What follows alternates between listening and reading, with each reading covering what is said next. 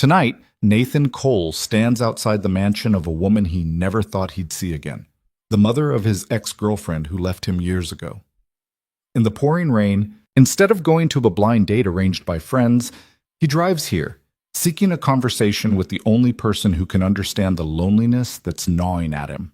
But what begins as a conversation about pain will quickly turn into something far more dangerous, a forbidden relationship that could destroy everything they've built. Follow my story to the end, like and comment on the city you're viewing so I know how far this story has come. Part 1. The rain came down in sheets that Thursday night, turning Main Street into a river of broken reflections. Nathan Cole sat in his truck outside Rosie's diner, engine running, windshield wipers beating a rhythm that matched his racing heart. Through the steamed glass, he could see her, Jessica something, a friend of a friend, already seated at a booth, checking her phone every 30 seconds. This was supposed to be it. Another chance, another fresh start. Another woman who didn't know him, didn't know his history, didn't know that the man sitting across from her would be performing a careful pantomime of normalcy, while something fundamental inside him remained completely dead. Nathan's phone buzzed. Marcus again. You there yet? Don't bail on this one. Jess is great, real sweet, works at the hospital, loves kids. Nathan typed back. Running late. He deleted it, typed again. Traffic. Deleted that too. His thumb hovered over the screen. Then he just turned the phone face down on the passenger seat, where his son's Spider-Man backpack was crumpled against an empty juice box and a book about dinosaurs. Tommy was at Marcus's house tonight. Marcus and his wife Diane, they'd been pushing Nathan to get back out there for the past year. Like dating was some kind of physical therapy for a wound that wouldn't heal. Like enough dinners with nice women would somehow resurrect whatever part of Nathan had stopped working 7 years ago when Sarah Whitmore drove out of town and never looked back. The thing was, Nathan had tried. He'd really tried. There was Michelle last spring, kindergarten teacher, pretty smile, laughed at his jokes. 3 dates. He'd felt nothing. Then Andrea in the summer, worked at the library, brought him coffee the way he liked it, even got along great with Tommy. 5 dates, still nothing. Just this vast emptiness where feelings were supposed to be, like someone had scooped out his insides and left only the machinery running. Through the diner window, Jessica glanced at her phone again. She had kind eyes. Probably a kind person. She deserved better than what Nathan was about to do to her, which was show up, make conversation, smile at appropriate moments, and feel absolutely nothing while she tried to connect with the ghost of whoever he used to be. Nathan put the truck in reverse. He didn't think about where he was going. His hands just knew. Left onto Parkway, right on Sycamore, following the road as it wound up into the hills where the houses got bigger and farther apart. The rain was heavier up here, coming down so hard his wipers couldn't keep up. Lightning cracked across the sky, illuminating the massive oak trees that lined the private drive leading to the Whitmore estate. He shouldn't be here. This was insane.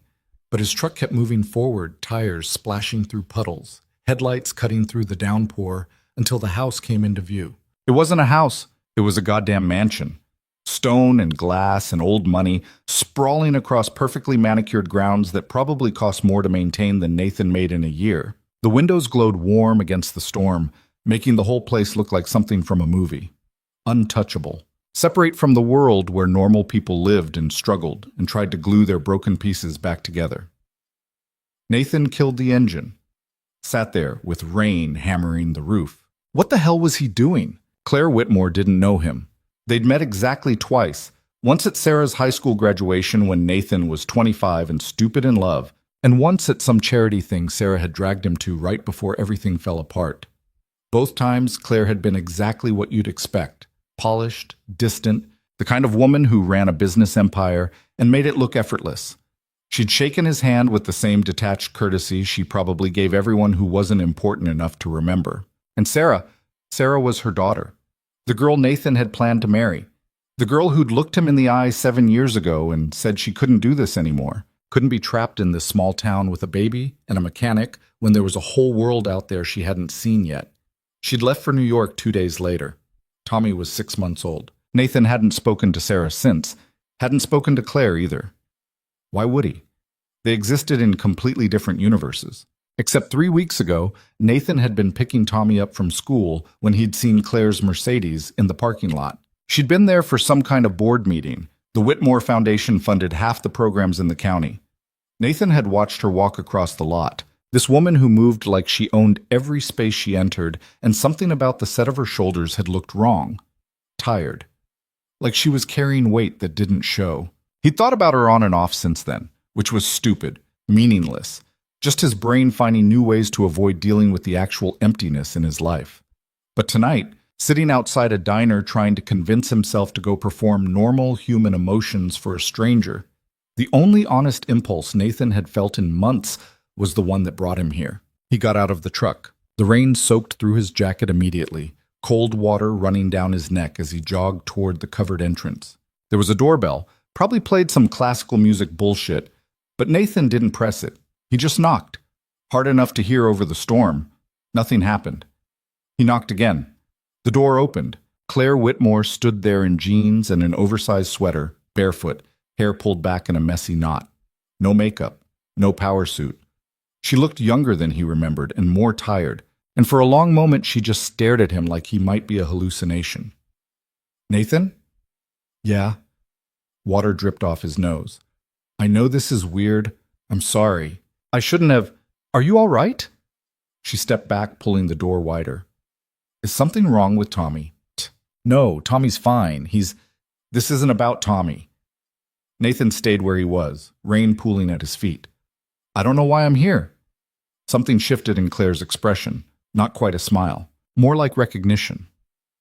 "Come inside," she said quietly. "You're getting soaked." The entry hall was bigger than Nathan's entire house. Marble floors, curved staircase, some kind of chandelier that probably cost more than his truck. Everything perfect and cold and expensive. But Claire led him past all of it, through a doorway into what looked like a study. Dark wood, floor-to-ceiling bookshelves, leather chairs arranged around a fireplace where actual flames were burning. "Sit," Claire said. "I'll get towels." Nathan sat, dripped water onto an antique rug that was definitely worth more than he made in 6 months. The fire crackled and hissed. Rain battered the windows. This whole thing was a mistake. He should leave. Make some excuse. Pretend he'd gotten lost, or... Claire came back with towels and 2 glasses of something amber. "Scotch," she said, handing him both. "You look like you need it." Nathan took the glass, took a long swallow. It burned going down, expensive and smooth. "I'm sorry for showing up like this." "Don't be." Claire settled into the chair across from him, curling her legs under her. She looked at him steadily, and Nathan had the unsettling feeling of being actually seen for the first time in years. "I haven't had unexpected company in longer than I can remember. It's almost refreshing." "Refreshing, right." Nathan rubbed the towel over his hair. "That's what people usually call it when someone they barely know shows up at their door during a thunderstorm." "We don't barely know each other." "We've met twice." 3 times, Claire corrected. "You're forgetting the hospital, when Tommy was born. Sarah called me at 2 in the morning, hysterical, and I drove down from Charlotte." She took a sip of her scotch. "You were in the waiting room. You looked terrified." Nathan remembered. He'd been 25 years old, sitting on a plastic chair while the girl he loved screamed in pain down the hall, realizing with absolute clarity that his entire life was about to change in ways he couldn't control or predict or prepare for. Claire had walked past him without stopping, and he'd been grateful. He hadn't wanted to talk to anyone. "I didn't think you'd remember that," he said. "I remember a lot of things." Claire's voice was quiet. "I remember thinking you were too young, both of you. I remember wishing Sarah had waited, had thought things through, had chosen differently." She met his eyes. "I was wrong. About you, anyway. You turned out to be exactly what she needed, even if she couldn't see it." The words hit Nathan harder than they should have. He looked down at his glass, watching the amber liquid catch the firelight. "She left," he said flatly. "So I guess I wasn't enough." She left because she was 20 years old and scared, and convinced the world would end if she didn't chase some fantasy life she'd built in her head. Claire's tone carried no judgment, just tired fact. "It had nothing to do with you being enough. You know that, right?" "Yeah." Nathan didn't answer. Couldn't. Because he'd spent 7 years telling himself exactly that. It wasn't about him. Sarah had her own demons. He'd done everything he could, but the knowing didn't fix the emptiness. Didn't make him feel less like a machine going through motions. "Why are you here, Nathan?" Claire asked. Not unkind. Just direct. "I was supposed to be on a date." The words came out rough. Another setup. Another nice woman who doesn't know me trying to figure out if I'm worth her time. And I couldn't do it. I couldn't sit there and pretend to be a person who feels things. Claire was quiet for a long moment. Outside, thunder rolled across the sky. "I have a dinner tomorrow night," she said finally. "Business partners from Chicago. Very important, very strategic, very necessary for maintaining relationships that keep the whole empire running smoothly." She finished her scotch in one swallow. "I've been dreading it for weeks. The performance of it. Smiling and nodding and pretending I give a damn about quarterly projections and market expansion when all I really want is to be left alone." Nathan looked at her, really looked. This woman who ran companies, made decisions that affected thousands of employees, carried her family's legacy on her shoulders, and who sat here in an empty mansion wearing old jeans, drinking scotch, admitting to a stranger that she was just as tired of performing as he was. "How do you do it?" he asked. "Just keep going when everything feels—" He didn't have words for what everything felt like. "You mean when everything feels empty?" "Yeah." Claire leaned forward, elbows on her knees, glass dangling from her fingers. "You have Tommy. I imagine that helps." "It does." Nathan thought about his son.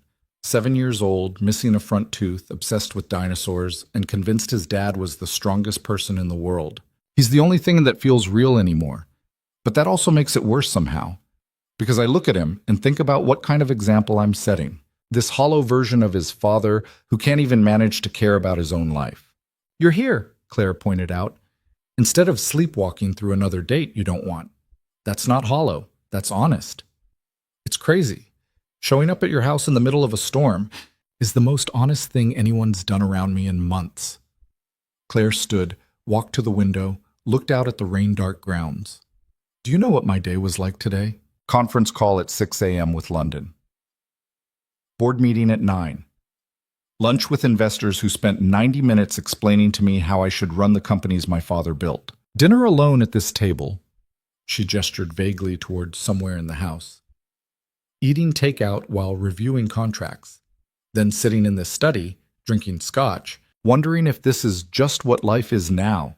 Beautiful house, successful career, everything I'm supposed to want, and feeling absolutely nothing about any of it. But she turned back to face him, backlit by the window, and Nathan saw something in her expression that mirrored exactly what he felt. The exhaustion, the loneliness, the sense of being trapped inside a life that looked fine from the outside but felt like suffocation. "So when you knocked on my door," Claire continued, soaking wet and brutally honest about not wanting to be somewhere else pretending to be someone you're not. "That was the first real moment I've had all week." Nathan didn't know what to say to that. They stood there in the firelit study while rain hammered the windows and something unspoken shifted between them. Recognition. Understanding. The sudden, dangerous intimacy of two people who'd both stopped pretending. "I should go," Nathan said, even though he didn't move. "Probably." Claire didn't move either. "Tommy's at a friend's house. I need to pick him up by 10. It's barely 8. Nathan checked his watch. She was right. He had time. Which was stupid to think about, because what was he going to do? Sit here drinking scotch with his ex-girlfriend's mother while the storm raged outside? This whole situation was absurd, but he sat back down. Claire refilled their glasses. "Tell me about Tommy," she said. "What's he like now?" So Nathan told her. About dinosaurs in first grade and the gap-toothed grin that could light up a room. About Tommy's obsession with facts. Did you know that a T-Rex bite was strong enough to crush a car? And his terrible jokes that Nathan always laughed at anyway. About parent-teacher conferences where the teacher said Tommy was bright and kind, but sometimes seemed sad in ways a 7-year-old shouldn't be. "He asks about his mother sometimes," Nathan admitted. "Not often, but when he does, I never know what to say.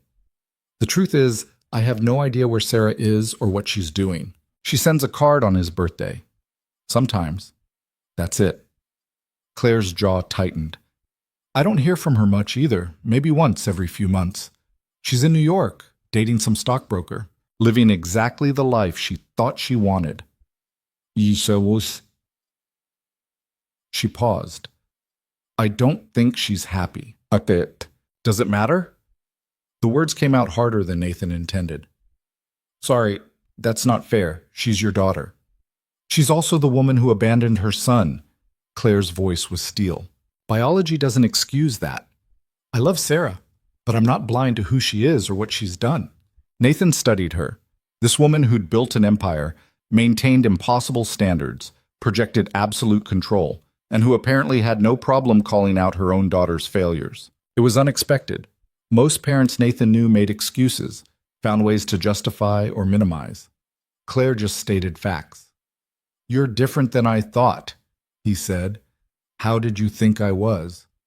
Cold, distant, the kind of person who cared more about business than people. That's fairly accurate, actually. Claire smiled, but there was no humor in it. I spent 20 years building that version of myself. It's what the job required, what my father's legacy demanded. You can't run companies and make hard decisions if you let feelings get in the way. But it turns out you also can't have a life if you cut off everything that makes you human. She looked into the fire. My daughter barely speaks to me. My marriage ended in divorce when Sarah was 12. I have business associates, not friends. This house is beautiful and empty, and I'm very, very good at running companies while feeling absolutely nothing about any of it. The honesty of it hit Nathan in the chest. This wasn't some confession meant to manipulate or gain sympathy. It was just truth, stated plainly by someone who'd stopped seeing the point in lying. That's why you understood, Nathan said slowly. When I said I couldn't go through with the date, you knew exactly what I meant. Yes. They sat in silence. The fire crackled. Rain drummed against the windows. Nathan felt something unfamiliar stirring in his chest. Not attraction exactly, though Claire was beautiful in a way he hadn't let himself notice before. It was more like connection. The recognition of finding someone else who understood what it meant to be hollow. This is going to sound strange, Claire said, breaking the silence. But would you like to stay for dinner? I have leftover Thai food that's actually quite good, and I realize we barely know each other, but I'd rather eat with someone who's honest about feeling empty than eat alone, pretending everything's fine. Nathan should say no. Should go pick up Tommy, go home, maintain the appropriate distance between himself and the mother of his ex-girlfriend. This was weird. Inappropriate. Definitely crossing some kind of line. Thai food sounds great, he said. Claire smiled, a real smile this time, reaching her eyes. Good, come on. She led him through the house to a kitchen that was bigger than most restaurants. Marble counters, professional-grade appliances, an island you could land a plane on. Claire pulled containers from the refrigerator while Nathan perched on a bar stool, watching her move around the space with the same efficiency she probably brought to boardrooms. You cook? He asked. Not really. I mean, I can, but I rarely do. She spooned pad thai onto plates. It's just me here most of the time. Cooking for one feels pathetic, so I order out and tell myself it's about convenience, not loneliness. I cook, Nathan said. Tommy won't eat anything that comes from a restaurant unless it's chicken nuggets. So I learned. Nothing fancy, but I can make spaghetti and meatballs, roast chicken, decent pancakes. The basics. Claire set a plate in front of him. That's more than basics. That's caring enough to feed your child real food. They ate at the kitchen island, rain still pounding outside, the massive house quiet around them. The food was good. Better than good. But Nathan barely tasted it. He was too aware of Claire beside him, the space between them, the strange intimacy of eating takeout together in an empty mansion while a storm raged outside. Can I ask you something? Claire said after a while. Sure, yes. Why did you really come here tonight? Nathan set down his fork. Considered lying, making something up that sounded less insane than the truth. But Claire had been nothing but honest with him. She deserved the same. Because you're the only person I could think of who might understand, he said. Everyone else in my life is either trying to fix me or telling me I should be over it by now. Move on. Find someone new. Get back to normal. And I keep trying. I do all the things I'm supposed to do, but nothing works. And I feel like I'm slowly disappearing into this routine where I'm just going through motions and nobody notices because the motions look fine from the outside. He paused, looking at her. But you run this massive empire. You're successful and powerful, and you have everything people are supposed to want. And I could see at that school parking lot that you were just as tired as I am, just as empty. So I thought maybe you'd understand what it feels like to be trapped inside a life that looks good, but feels like nothing. Claire was quiet for a long moment. When she finally spoke, her voice was soft. I do understand, exactly. Yeah? Oh. Nathan, I'm 50 years old. 30, Nathan corrected. You were at Sarah's graduation. She's 27 now. That makes you 49 at most. 50 next month, but thank you. Claire smiled slightly. The point is, I've spent 3 decades building something my father started. Companies, investments, foundations. I've made decisions that affected thousands of people. I've done good work, important work, and I hate almost every minute of it. Nathan stared at her. Then why keep doing it? Because it's what I'm supposed to do, what my family expects, what all those employees depend on. I can't just walk away because I'm tired. She pushed food around on her plate. Besides, what would I do instead? I don't have hobbies. I don't have friends outside the business world. She gestured at the house around them. This is my life. It's just not much of one. The honesty of it was devastating. Nathan thought about his own life, working at Mike's garage, raising Tommy, going through the same routines day after day. It wasn't glamorous, wasn't impressive, but at least it was simple. Claire's prison was gilded, massive, impressive as hell. Still a prison. Sarah used to talk about you, Nathan said. When we first started dating, she made you sound like this unstoppable force, like you could do anything. That's what I wanted her to see. That's what I wanted everyone to see. Claire met his eyes. The reality is I'm very good at projecting confidence while feeling absolutely nothing inside. Turns out it's a useful skill in business, less useful in actually living. We're a pair, Nathan said quietly.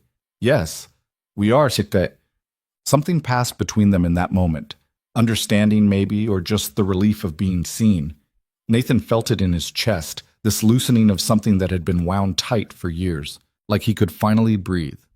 His phone buzzed. Marcus. Everything okay?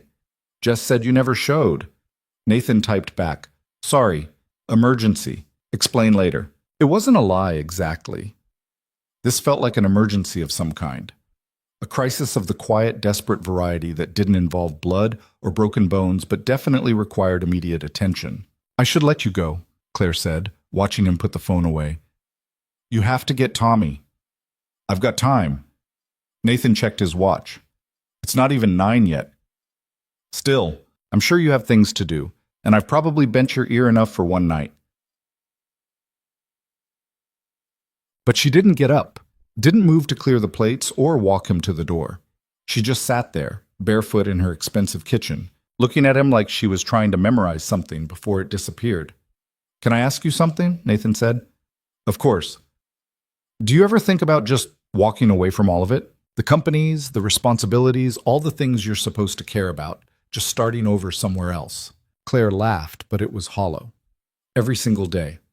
But I won't. Because I'm not brave enough to disappoint everyone who depends on me being exactly who they expect me to be. No, that's not about bravery. That's about being trapped. Maybe, but at some point, there's no difference. She stood, started clearing plates. We make our choices, live with consequences. Pretend it's enough. Nathan stood too, helping her rinse dishes and load them into a dishwasher that probably cost more than his truck. They moved around each other easily, like they'd done this 100 times before, and Nathan realized he felt more comfortable here in this stranger's kitchen than he had anywhere in years. Thank you, he said, for letting me crash your evening, for not thinking I'm completely insane. Thank you for knocking on my door. Claire dried her hands on a towel, then hesitated.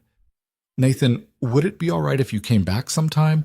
Not for any particular reason, just to talk. I realize that's strange to ask, but tonight was the first time in months I've had a real conversation with someone who wasn't trying to sell me something or get something from me. It was nice, human. Nathan should say no, should recognize this for what it was, the beginning of something complicated and potentially disastrous. Claire was Sarah's mother. There were boundaries, appropriate distances to maintain. I'd like that, he heard himself say. Claire smiled, a real smile, warm and genuine, and Nathan felt something crack open in his chest. Not attraction, not yet, just possibility. The first glimmer of feeling something other than emptiness. She walked him to the door. The rain had slowed to a drizzle, the storm moving east, leaving the night cool and clean-smelling. Nathan's truck sat in the circular drive, looking cheap and out of place against the mansion's perfect facade. "Drive safe," Claire said. "You know where I work. Mike's Auto Repair on 5th Street. If you ever need your car fixed, or if you just want to talk, stop by." I might do that. Nathan walked to his truck, feeling her eyes on him the whole way. When he reached the driver's door, he turned back. She was still standing there, framed in the warm light from inside, looking smaller somehow, more vulnerable. Less like the powerful CEO everyone saw, and more like the lonely woman she'd admitted to being. "Claire?" "Yes?" "You're not as cold as you think you are." She didn't respond, just stood there watching as he climbed into his truck, started the engine, drove away down the oak-lined drive. In his rearview mirror, he could see her silhouette in the doorway until the trees swallowed her up. Nathan drove through the quiet streets, mind racing. What had just happened? He'd gone to that house on impulse, driven by loneliness and frustration and the inability to keep pretending. And he'd found what? Understanding, connection. The first real conversation he'd had in years with someone who actually saw him instead of the role he was supposed to play. But it was complicated, dangerous. Claire was Sarah's mother. Getting involved with her in any way beyond polite distance was asking for trouble. Except they weren't getting involved. They'd just had dinner, talked, found common ground in their mutual emptiness. That was all. Nothing inappropriate. Nothing to feel guilty about. So why did Nathan feel like he'd just stepped off a cliff? He pulled up outside Marcus and Diane's house at exactly 9:45. Marcus opened the door before Nathan could knock, Tommy already in pajamas and half asleep against Marcus's shoulder. "Hey, man?" Marcus transferred Tommy carefully to Nathan's arms. "Everything okay? You scared the hell out of Jess. She thought you'd been in an accident or something." "Sorry. I'll apologize to her." Something came up. What kind of something, but?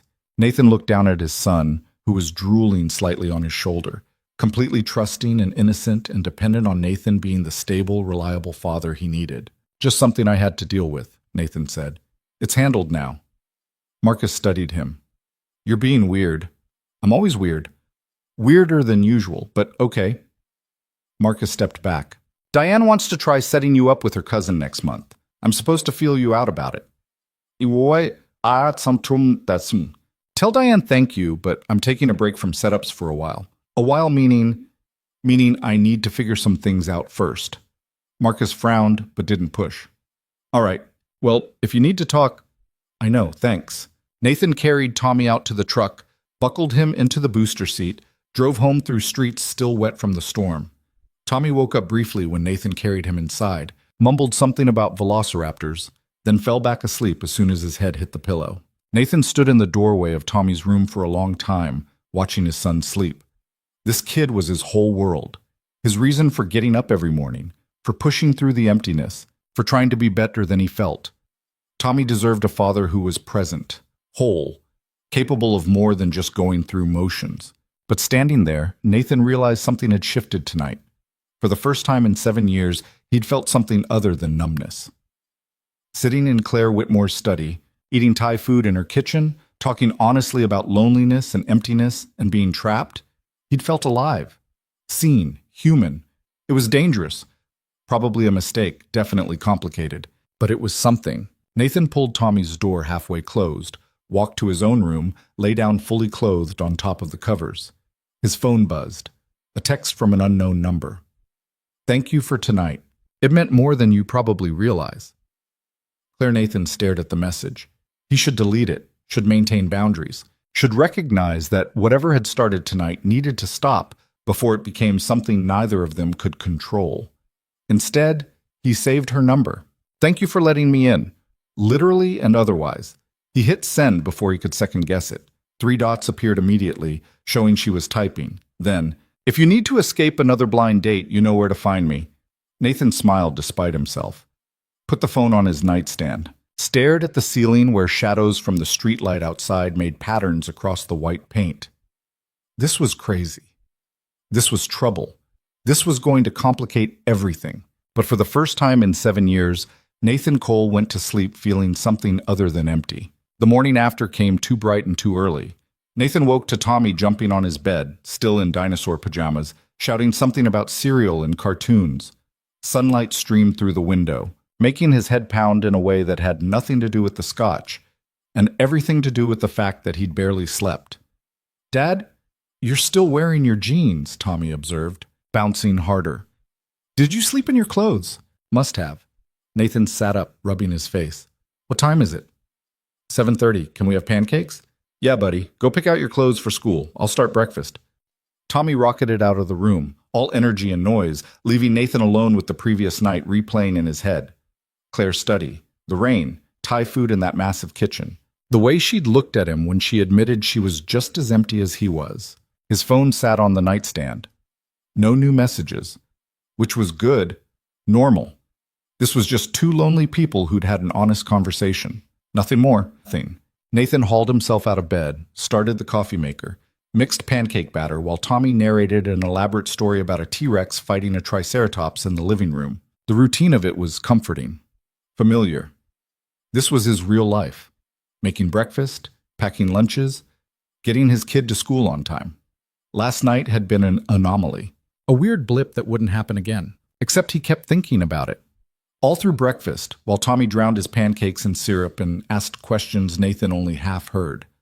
During the drive to school, watching his son's gap-toothed grin in the rearview mirror. Standing in the garage at work while Mike, his boss, rattled off the day's schedule. "You listening, Nathan?" Nathan blinked. Mike was staring at him, grease-stained rag in one hand, clipboard in the other. "Sorry. Yeah, what'd you say?" "I said we got 3 oil changes, a transmission rebuild on the Honda, and someone's dropping off a Mercedes this afternoon. Fancy one. Owner requested you specifically." Mike squinted at him. "You feeling all right? You look rough. Didn't sleep great. Marcus said you bailed on that date last night, the hospital girl." Small towns, everyone knew everything. Nathan grabbed a wrench from the tool bench, focused on the Chevy that needed new brake pads. "It didn't work out," he said flatly. "Didn't work out, or you didn't show up?" "Does it matter?" Mike sighed, that long-suffering sound he made when Nathan was being difficult. "Look, I get it. Sarah did a number on you. But you can't hide forever. Tommy needs to see his dad actually living, not just existing." Nathan's jaw tightened. "Tommy sees me just fine." He sees you going through motions. There's a difference. Mike softened his tone. "I'm not trying to give you a hard time. I'm just saying you're 32. You got a lot of life left. Maybe it's time to stop punishing yourself for something that wasn't your fault." Nathan didn't answer, just crawled under the Chevy and let the work consume him. The familiar rhythm of it. Remove, replace, tighten, test. Problems that had solutions. Systems that made sense. Not like the mess inside his head. The morning passed in a blur of oil and metal and engines. Around 1 o'clock, Nathan was elbow-deep in the Honda's transmission when he heard tires on the gravel outside. Expensive tires. Quiet ones.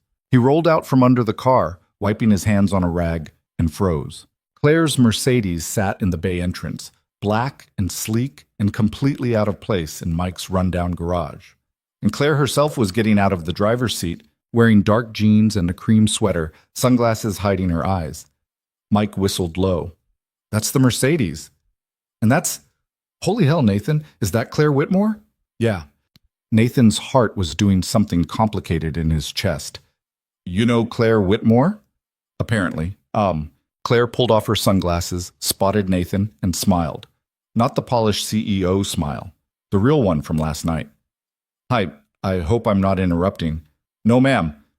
Mike practically tripped over himself getting to her. Mike Patterson, I own the place. It's an honor, Ms. Whitmore. Real honor. We do some work for the Whitmore Foundation vehicles. Maintenance on the vans and... That's wonderful, Claire said smoothly, but her eyes stayed on Nathan. Actually, I'm here about my car. There's a noise. Something under the hood. Nathan offered to take a look. Mike's eyebrows shot up. Nathan did? Last night, Claire continued, completely unfazed. We ran into each other and I mentioned the noise. He said to bring it by. It was a complete lie. There'd been no mention of car trouble. But Claire delivered it with such casual confidence that Mike just nodded. Well, sure, absolutely. Nathan's our best mechanic. He'll get you sorted out. Mike was already backing away, probably planning to gossip about this for weeks. I'll be in the office if you need anything. He disappeared, leaving Nathan and Claire alone in the garage bay. The fluorescent lights hummed overhead. Somewhere in the back, a radio played classic rock too quietly to make out the words. There's no noise, is there? Nathan said. Not even a little. Claire leaned against her car, arms crossed, looking entirely too composed for someone who'd just lied to get into an auto shop. I needed an excuse to see you that wouldn't seem completely insane. So you drove across town and invented car trouble. Is that worse than showing up at someone's mansion in a thunderstorm? Fair point. Nathan tossed the rag onto a workbench. You could have just texted, Wolse.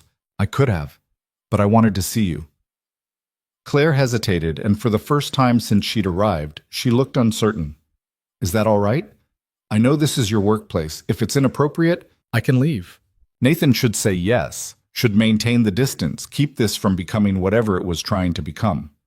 But looking at her standing there in his world, this woman who ran empires, who could buy and sell this entire garage without thinking about it, looking nervous and human and real, he couldn't do it. Pop the hood, he said. Might as well make it look legitimate. Claire's smile could have lit up the whole garage. Nathan spent the next 20 minutes pretending to inspect an engine that ran perfectly, while Claire stood beside him asking questions that had nothing to do with cars.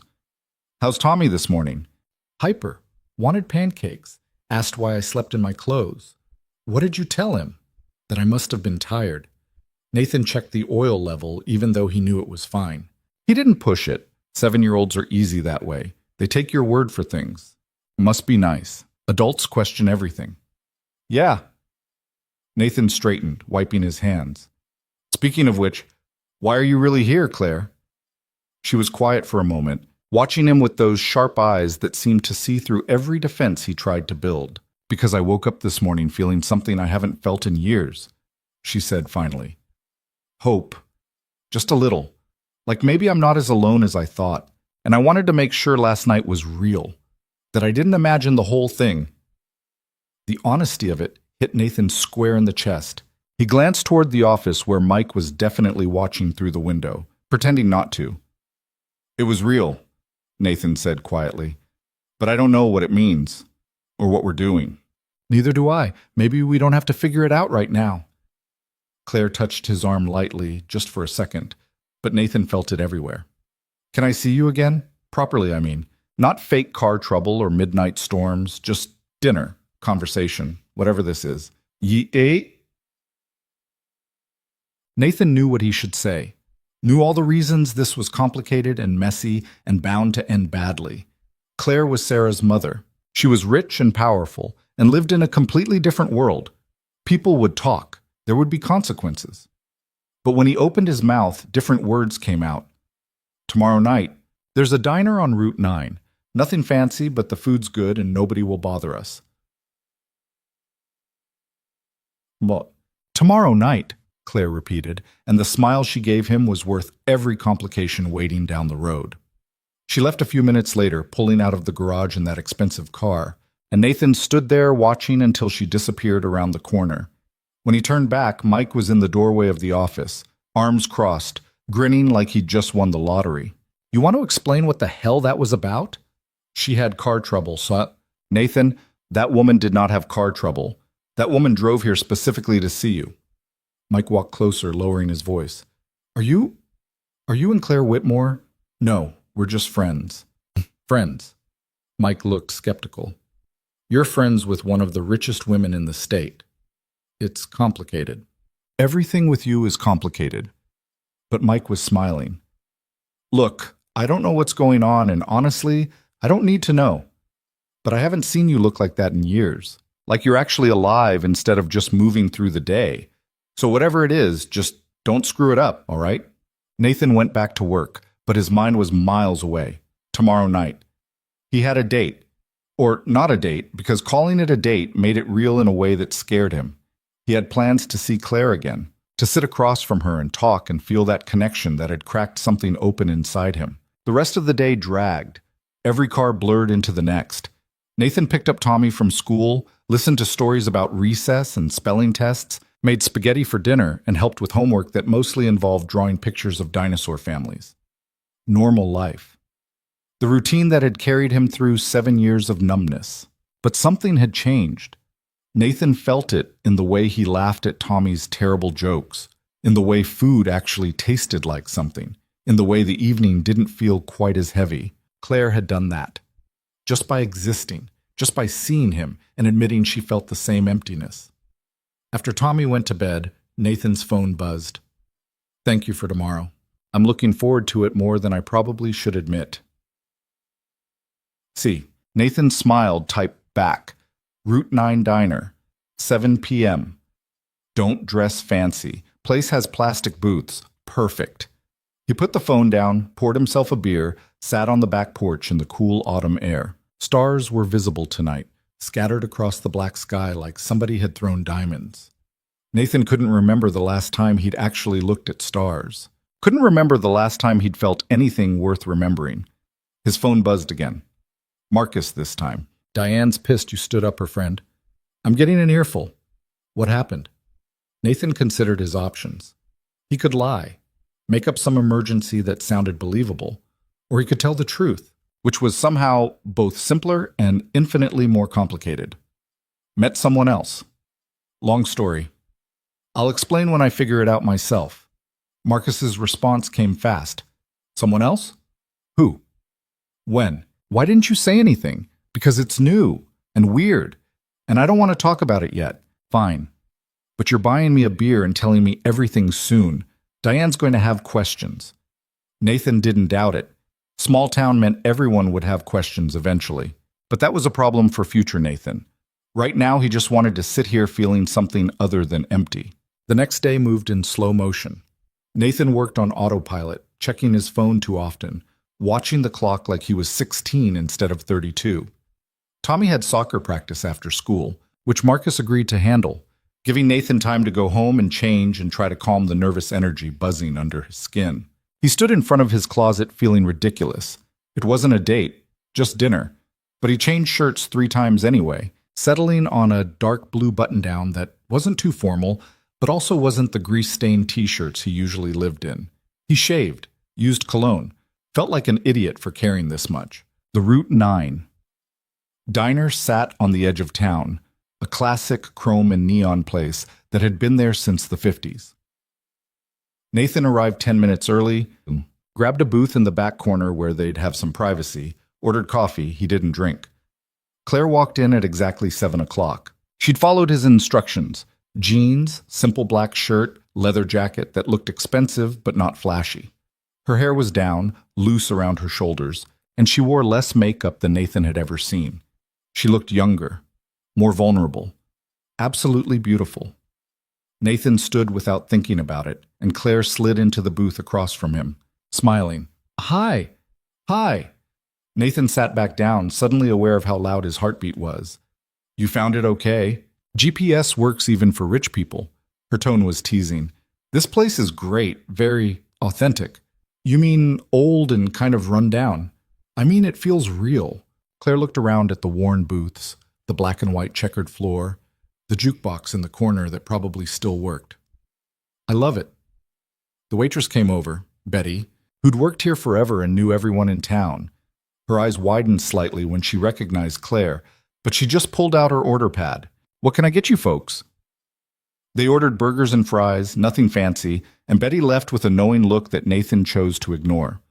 Claire wrapped her hands around her coffee cup, looking at him across the table. I was nervous driving over here, she admitted. Isn't that ridiculous? I negotiate billion-dollar deals without breaking a sweat, but the idea of having dinner with you had me checking my reflection 5 times before I left. I changed shirts 3 times. Claire laughed, and the sound of it did something to Nathan's chest. We're a mess, aren't we? Pretty much. They fell into easy conversation after that.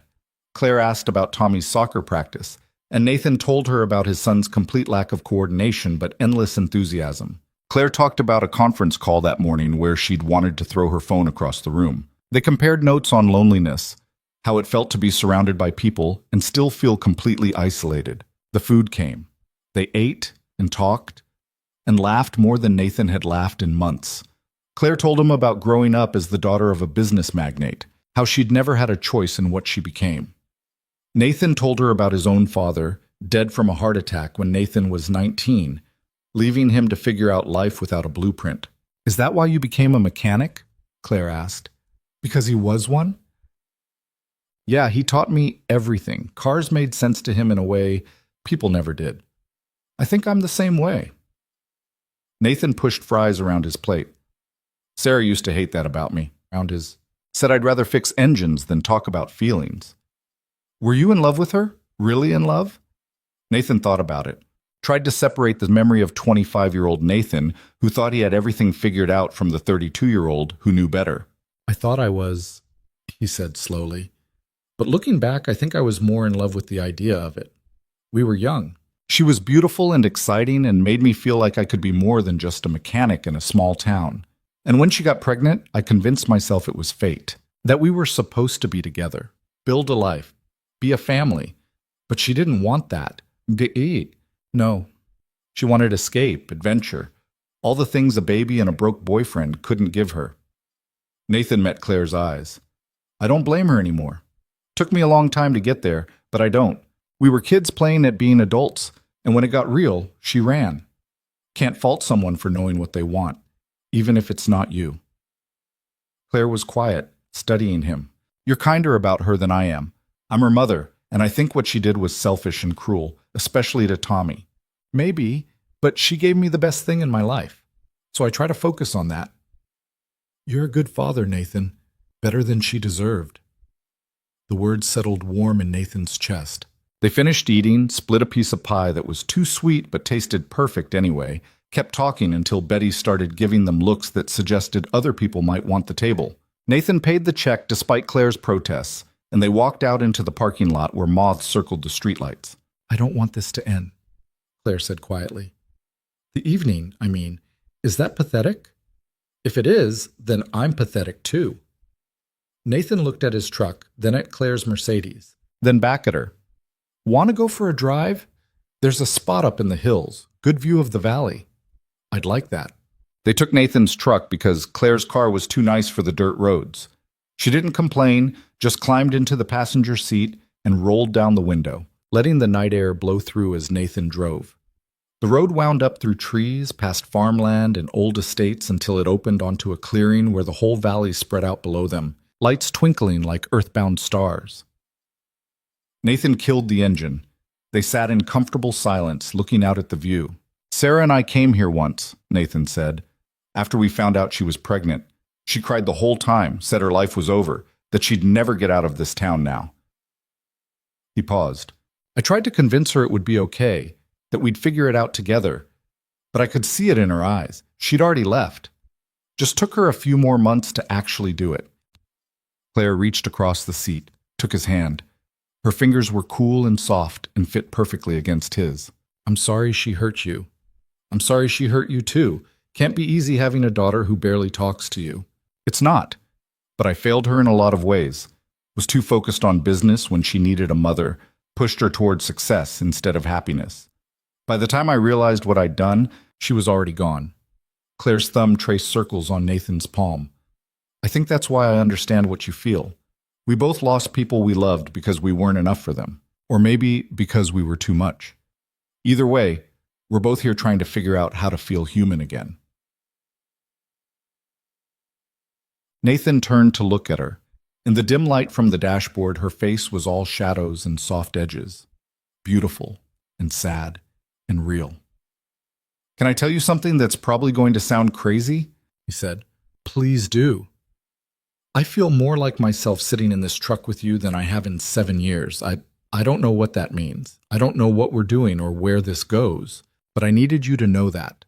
Whatever this is, it matters." Claire's eyes shimmered. She leaned across the seat and kissed him. It wasn't passionate or desperate, just soft and slow and perfect. Her lips tasted like coffee and pie and possibility. Nathan's hand came up to cup her face, feeling the warmth of her skin. The reality of this moment that should have been wrong but felt more right than anything he'd experienced in years. When they pulled apart, Claire rested her forehead against his. "This is going to be complicated," she whispered. "I know. People are going to judge us, talk about us, probably say terrible things. I know. Sarah's going to find out eventually, and when she does, I know."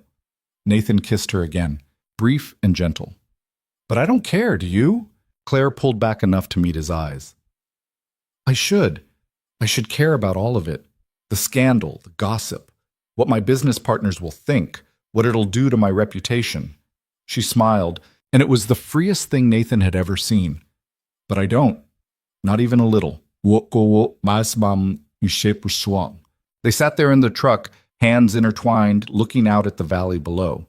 Nathan felt something shifting inside him, not just the emptiness filling, but actual change. Like he was becoming someone new, someone who felt things, someone who took chances instead of just surviving day after day. "I should get back," Claire said eventually. "Early meeting tomorrow. Conference call with Tokyo." "Right, yeah." Nathan started the truck but didn't move yet. "When can I see you again?" "Whenever you want. I'll make time." "Tomorrow?" Claire laughed. "Nathan Cole, are you asking me on a second date?" "Maybe. If this was a first date, was it a first date?" "I think it was." She kissed him once more, quick and sweet. "And yes to tomorrow. Text me when and where." Nathan drove them back down the winding road, accompanied by comfortable silence and the occasional comment about the view.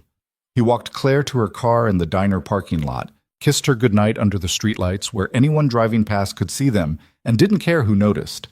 She drove away with a wave, taillights disappearing into the night, and Nathan stood there feeling like the ground had shifted underneath him.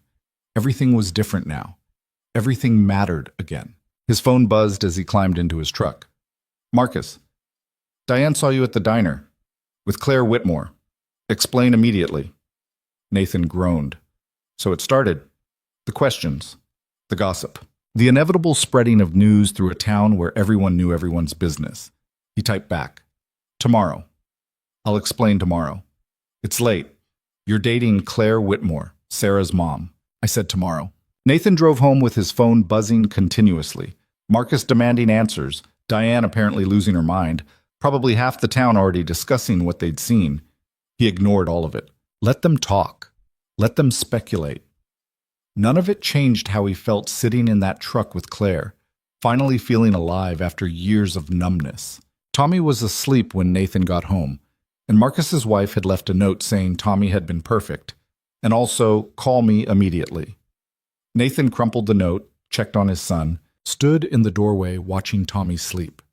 This kid was his priority, his responsibility. Whatever happened with Claire, Nathan had to make sure Tommy was okay, had to make sure this didn't blow up in a way that hurt his son.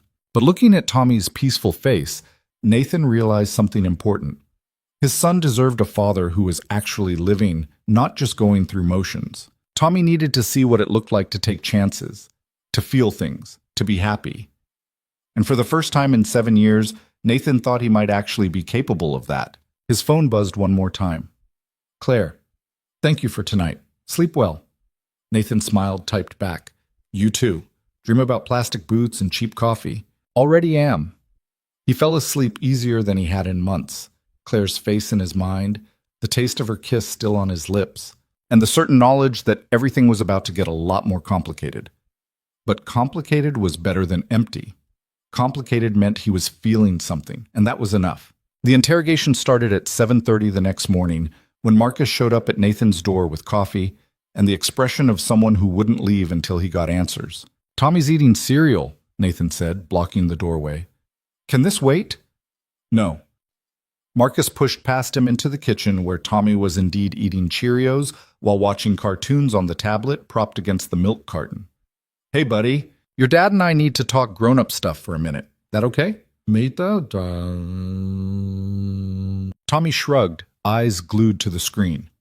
"Okay." Marcus pulled Nathan into the hallway, lowered his voice to a harsh whisper. "Claire Whitmore, Sarah's mother. What the hell, Nathan?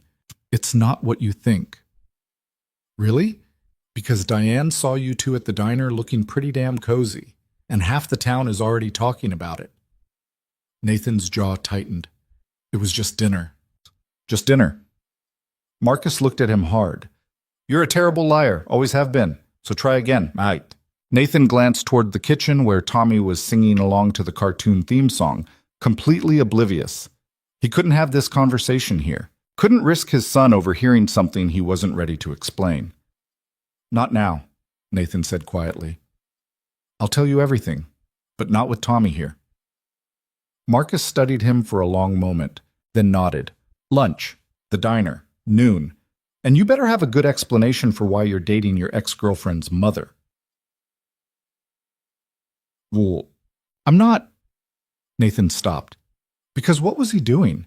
Dating Claire felt too simple for what was happening between them.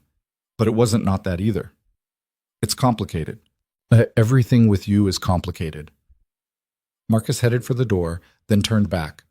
"Look, I don't care who you date. You deserve to be happy. But this is going to cause problems. You know that, right? People are going to have opinions. Ugly ones. Let them. Ito ma amore supait pasant." And what about Tommy? What happens when kids at school start saying stuff because their parents are gossiping about his dad? That hit harder. Nathan hadn't thought that far ahead. Hadn't considered how the town's reaction might affect his son. "I'll handle it," Nathan said, with more confidence than he felt. Marcus left, and Nathan got Tommy ready for school on autopilot. His phone buzzed constantly. Messages from Diane, from Mike, from people he hadn't talked to in months, suddenly very interested in his personal life. He ignored all of them except one. "Claire. Good morning. How are you handling the aftermath?" Nathan. "Everyone wants answers I don't have." Claire. "Same here. My assistant asked if the rumors were true. I told her my personal life was personal." Nathan. "What rumors?" Claire. "Apparently we were seen kissing in a parking lot. Town's already decided we're having a scandalous affair." Nathan. "Are we?" Claire. "Having an affair?" "I don't think you can have an affair when you're both single." Nathan. "You know what I mean?" There was a pause, then, "I'd like to see you tonight, my place. I'll cook, or attempt to." Fair warning, I'm terrible at it. Nathan shouldn't. Should slow this down, think it through, consider the consequences. But his fingers were already typing. Nathan. "What time?" Claire. 7? "I'll leave the gate open." Nathan dropped Tommy at school and headed to the garage, bracing himself for Mike's inevitable commentary. He wasn't disappointed. "So," Mike said the second Nathan walked in, "you and Claire Whitmore, not talking about it. The whole town's talking about it. Betty from the diner called me last night. Said you two were looking pretty serious. Betty needs a hobby." Mike grinned. "This is her hobby, and man, she's got material now. Claire Whitmore. Nathan, I know who she is." "Do you? Because she's not just some woman. She's Sarah's mom. Your ex's mom." Mike searched for the word. "That's a situation." "Yeah, well, my whole life's a situation." Nathan grabbed his tools, headed for the first car on the schedule. "Can we just work, please?" Mike left him alone after that, but Nathan could feel the weight of unasked questions hanging in the air. The morning dragged. Every customer who came in seemed to look at him differently, like they knew something, like they were waiting for him to confirm or deny the gossip spreading through town like wildfire. At noon, Nathan met Marcus at the diner. Same booth from last night, except now it felt different, tainted by everyone's attention. Betty brought coffee without being asked and lingered a little too long, clearly hoping to overhear something worth repeating. "All right, Marcus said once they were alone. Talk. So Nathan did. He told Marcus about the storm, about showing up at Claire's house instead of going to the blind date, about the conversation that had cracked both of them open. He told him about the loneliness, the emptiness, the way Claire understood things nobody else did. He left out some details. The kiss, the way his heart raced when she smiled, but gave Marcus enough to understand this wasn't some casual thing. Marcus listened without interrupting, which was unusual for him. When Nathan finished, his friend sat back and let out a long breath. Okay, Marcus said slowly. I get it, I do. You've been a ghost for 7 years and she makes you feel human again. That's actually kind of beautiful, man. But it's still Sarah's mom. But it's, and I know you don't care what people think, but Tommy's going to hear things. Kids are cruel. And when they find out his dad is dating his grandmother, she's not his grandmother, Nathan cut in, sharper than intended. Sarah left. She doesn't get to define what Claire is to Tommy. Fair enough, but the town won't see it that way. They're going to talk. Make it into something dirty. So what am I supposed to do? Walk away? Go back to being numb because people might gossip? Marcus raised his hands. I'm not saying that. I'm saying go into this with your eyes open. Know what you're risking. Nathan already knew. Had thought about little else since last night. But the alternative, cutting things off with Claire, going back to the empty routine, felt impossible now, like trying to forget how to breathe. I'm seeing her tonight, Moss, Nathan said, at her place. And I know it's fast and probably stupid, but Marcus, I can't go back to feeling nothing. I can't do it. Marcus nodded slowly. Then don't. Just promise me you'll be careful, for Tommy's sake. I promise. They ate lunch in relative silence after that, the kind of comfortable quiet that came from 15 years of friendship. When they stood to leave, Marcus grabbed Nathan's shoulder. For what it's worth, I hope it works out. You deserve to be happy. Just maybe next time pick someone who's not related to your ex? Nathan laughed despite himself. I'll keep that in mind. The rest of the day crawled by. Nathan worked on a brake job that should have taken an hour but stretched to 3 because he couldn't focus.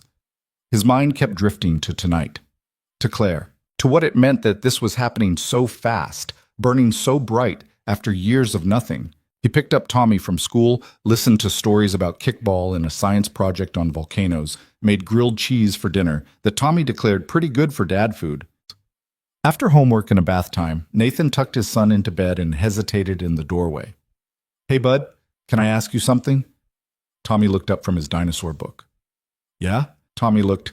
If I started spending time with someone, like a friend, would that be weird for you? Tommy considered this with the seriousness only a 7-year-old could muster. Is the friend nice? Very nice. Do they like dinosaurs? I don't know. I could ask. Okay. Tommy went back to his book like the matter was settled. Can they come to my birthday party? Nathan's throat tightened. His son's birthday was in 3 weeks. Tommy had been planning it for months. Pizza party, dinosaur decorations, inviting his whole class. The idea of Claire being there, of introducing her to Tommy's world, felt too big, too real. Maybe, Nathan said. We'll see.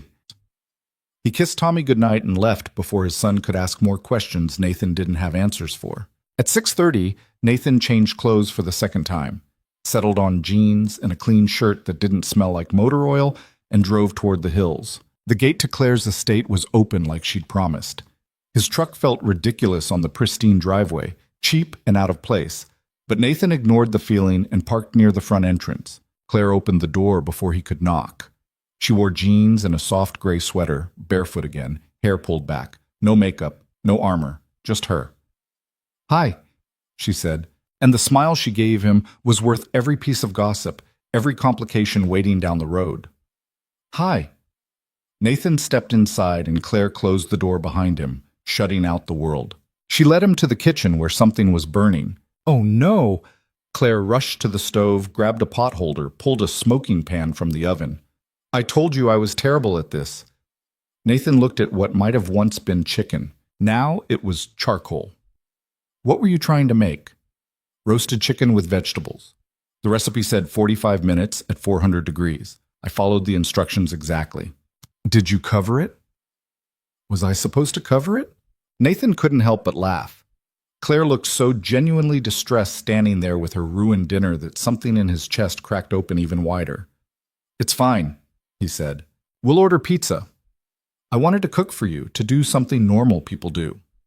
Normal people burn dinner all the time. It's actually very normal. Nathan took the pan from her, set it in the sink. Besides, I'm dating a CEO who runs a business empire. I didn't expect Martha Stewart. The word hung in the air. Dating. He'd said it without thinking, and now it was out there, making this real. Claire looked at him. Is that what we're doing? Dating? I don't know what else to call it. Neither do I. She moved closer until she was standing right in front of him, close enough that Nathan could smell her perfume. But I like it, whatever it is. Oh, sparse aras. Nathan kissed her, pulled her close and felt her melt against him, her hands sliding up his chest, fingers curling into his shirt. This kiss was different from last night, less tentative, more certain, like they'd both decided to stop questioning and just feel. When they broke apart, Claire rested her head against his shoulder.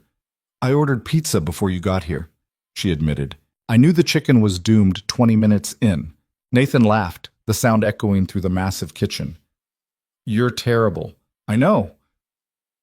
She pulled back to look at him. But I wanted you to see me try.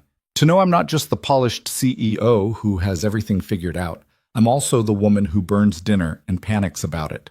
I like both versions. They ate pizza in the same study where they'd first talked, sitting on the floor in front of the fireplace because Claire said she was tired of being formal in her own house. Nathan told her about Marcus's interrogation, about the gossip spreading through town, about Tommy asking if his friend liked dinosaurs. Does he know about me? Claire asked carefully. No, not yet. I wanted to make sure this was... Nathan struggled for the right word. Something before I brought him into it. That's smart. Protecting him. He's been through enough. Sarah leaving messed him up in ways he doesn't even realize yet. I won't add to that unless I'm sure. Claire was quiet for a moment, picking pepperoni off her pizza slice. I'd like to meet him. When you're ready. If you're ready, no pressure. Afamkos. The thought of Claire and Tommy in the same room made Nathan's heart race. Two parts of his life that existed in completely different spaces, colliding. It should have terrified him. Instead, he felt something like hope. His birthday's in 3 weeks, Nathan said. Pizza party, plastic dinosaurs, cake from the grocery store. It's not going to be fancy. It sounds perfect. You'd really want to come to a 7-year-old's birthday party? Yeah. Claire smiled. Nathan, I'd go anywhere if it meant spending time with you. Even a room full of screaming children and plastic dinosaurs. They finished eating and migrated to the couch. Claire curled against Nathan's side, his arm around her shoulders. It felt natural, easy, like they'd been doing this for years instead of days. Can I tell you something I haven't told anyone? Claire said quietly. Anything. I think about selling the companies, all of them, just walking away from my father's legacy and starting over. She paused. I've thought about it for years, actually. But I never do it because I'm terrified of who I'd be without all of this. The business is my identity. Without it, I'm just nothing. Nathan tightened his arm around her. You're not nothing. You're kind and honest and brave enough to admit you're lonely. That's more than most people can manage. I don't feel brave. I feel trapped. Then get out. Sell the companies. Start over. It's not that simple. There are employees who depend on... There are always going to be reasons not to do it, Nathan interrupted gently. Always going to be people who need you to be who they expect. But at some point, don't you deserve to choose yourself? Claire turned to look at him, eyes shining. Is that what you did when you came to my house that night? Yeah, I chose honesty over performing. You over numbness. It was terrifying. Is it still terrifying? Nathan thought about it. About the gossip, the complications. The inevitable explosion when Sarah found out. About risking his heart after 7 years of keeping it safely locked away. Yeah, he said, but it's worth it. Claire kissed him then, slow and deep, and Nathan felt everything else fall away. The worries, the fears, the voice in his head saying this was too fast, too complicated. None of it mattered. This mattered. She mattered. They stayed like that for hours, talking and kissing and learning each other. Claire told him about her divorce, about her ex-husband who'd married her for the money and left when he realized she came with expectations. Nathan told her about the first year after Sarah left, when he'd barely slept, terrified he'd mess up with Tommy, convinced he wasn't enough to be both parents. You're more than enough, Claire said. Tommy's lucky to have you. I'm lucky to have him. He's the only thing that kept me from completely falling apart. Around midnight, Nathan's phone buzzed. Marcus, Diane wants to know if you're coming to dinner Sunday. Also, if you're bringing Claire. Also, approximately 1 million other questions I'm refusing to answer. Nathan showed Claire the message. She laughed. Are we going to dinner Sunday? Do you want to? Nathan asked. Will they grill me about my intentions? Absolutely. Then yes, I'd love to go. Nathan typed back. We'll be there. Tell Diane to prepare her interrogation. Marcus's response was immediate. You're insane. I love it. Nathan left around 1 in the morning, kissing Claire goodbye at the door like a teenager, already planning when he could see her again. The drive home felt different. The dark roads, the quiet town, everything looked the same but felt transformed, like the world had shifted slightly off its axis. He fell into bed exhausted and woke 4 hours later to Tommy jumping on him. Dad, it's Saturday. Can we go to the park? Nathan groaned, pulled a pillow over his face. What time is it? 6:30. Come on. So Nathan dragged himself out of bed, made coffee, took his over-energized son to the park, where Tommy ran around the playground like he'd been injected with pure sugar. Nathan sat on a bench, checking his phone, smiling at messages from Claire about her terrible morning meeting and how she kept thinking about last night. Mr. Cole? Nathan looked up. A woman stood in front of him, late 30s, professionally dressed, even on a Saturday, vaguely familiar. Yes? I'm Jennifer Harding. My son goes to school with Tommy. She smiled, but it didn't reach her eyes. I wanted to introduce myself and to say, well, I think it's brave, what you're doing. Nathan's guard went up immediately. What I'm doing? With Claire Whitmore, I'm sure people are talking, but good for you. Moving on. Even if it is with, she paused delicately, Sarah's mother. There it was, the judgment wrapped in false sweetness. Nathan stood slowly. I don't think my personal life is anyone's business, he said evenly. Of course not. I didn't mean, I just wanted you to know that some of us think it's wonderful, that you're finding happiness. Tommy deserves to see his father happy. She walked away before Nathan could respond, and he stood there feeling like he'd been slapped. This was just the beginning. The gossip would get worse. People would have opinions, would whisper behind his back, would make this into something ugly. His phone buzzed. Claire. Missing you already. Is that pathetic? Nathan looked across the playground where Tommy was showing another kid how to hang upside down on the monkey bars, completely oblivious to the adult drama swirling around him. Then he looked back at his phone. Not pathetic. I miss you too. Claire. Come over tonight. I'll actually cook this time. Or we'll burn dinner together. Nathan. Deal. The rest of the weekend passed in a blur. Nathan spent Saturday night at Claire's, where they successfully made pasta that was only slightly overcooked. Sunday morning, he took Tommy to breakfast and tried to explain that Dad had a friend who might be around more often. Tommy asked if the friend liked video games. Nathan said he'd find out. Sunday dinner at Marcus and Diane's house was exactly as painful as Nathan expected. Claire showed up in jeans and a simple blouse, holding a bottle of wine that probably cost more than the meal. Diane answered the door, eyes wide, clearly trying not to stare. Claire, wow, hi, come in. Nathan's already here, in the living room, with Marcus and the kids. Tommy's playing with Emma. Come in. Nathan rescued Claire from Diane's nervous rambling, introducing her to everyone while Marcus grinned like this was the best entertainment he'd had in months. Dinner was roast chicken and potatoes, and Diane asked approximately 40 questions disguised as polite conversation. So how did you two meet? I mean, beyond, the obvious connection. We ran into each other during a storm, Claire said smoothly, started talking, realized we had more in common than we expected. And you don't think it's, Diane searched for diplomatic phrasing, complicated, given the history? Everything worth having is complicated, Claire said. And under the table, her hand found Nathan's. Tommy and Emma burst into the dining room arguing about whether a T-Rex could beat a pterodactyl, effectively derailing the interrogation. Nathan had never been more grateful for 7-year-olds. After dinner, while the kids played in the basement, Marcus pulled Nathan aside. "She's good for you," Marcus said quietly. "I can see it. You're different, alive again." "Yeah? Yeah, just be careful, man. The town's already talking. Some people are supportive. Others," he shook his head, "just watch your back." Nathan nodded. He'd known this wouldn't be easy, but watching Claire laugh at something Diane said, seeing her fit so naturally into his world, despite everything that made this complicated, he knew he'd made the right choice.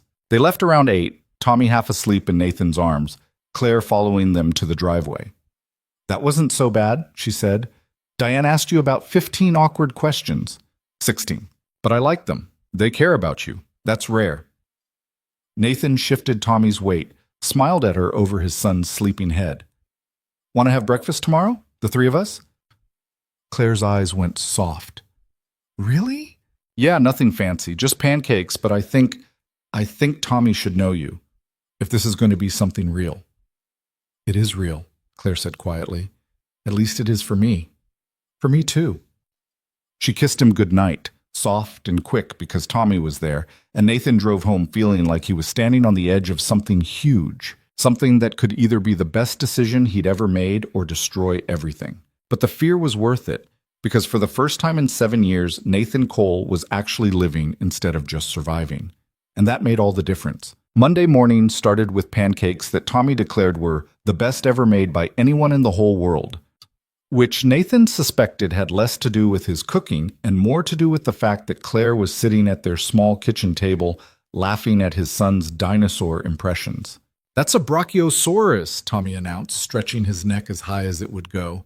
They were the tallest dinosaurs, like 40 feet tall. That's taller than our house. That's very tall, Claire said seriously. "Were they scary?"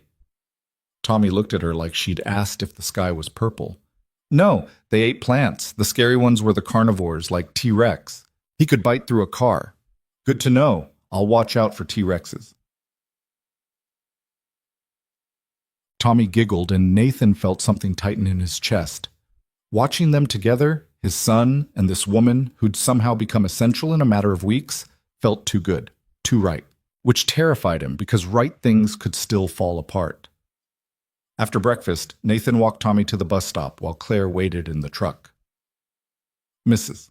Patterson from next door was already there with her twin boys, and her eyebrows shot up when she saw Nathan approach. "Morning, Nathan." "Morning.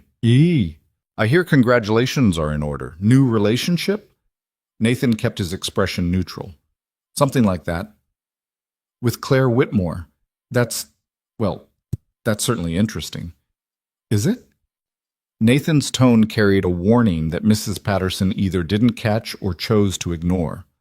"I just think it's wonderful you're moving on, even if the situation is a bit unconventional."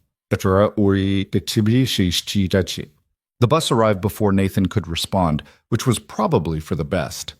He watched Tommy climb aboard, waving through the window, then walked back to where Claire sat in his truck, looking uncomfortable.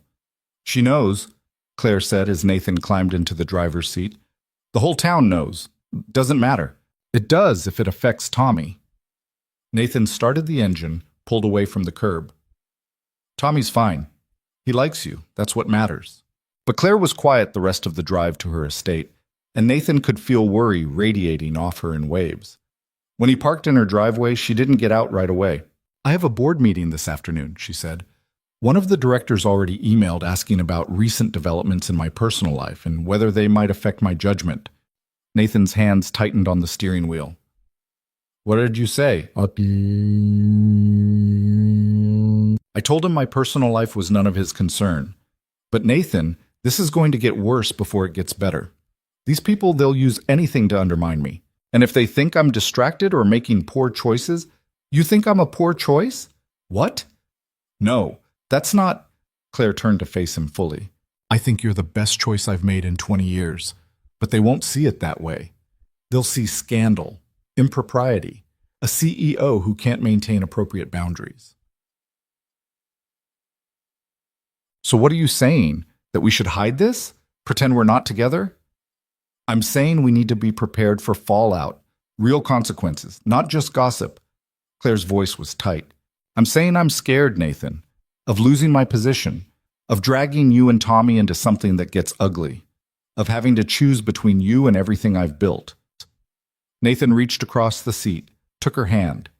No one's asking you to choose anything. We'll handle whatever comes, together. You make it sound simple. It's not simple, but it's not impossible either. He squeezed her fingers. Look, I've spent 7 years being scared. Scared to feel anything. Scared to risk anything. Scared to live. I'm done with that. If people want to judge us, let them. I'm not losing you because someone else thinks this is inappropriate.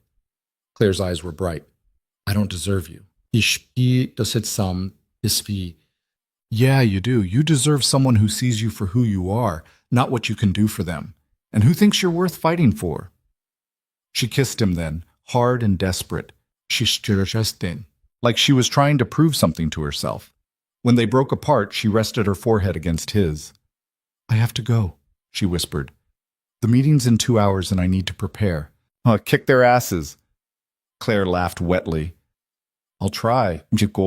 Nathan watched her walk into that massive house, shoulders straight, every inch the powerful CEO who ran empires.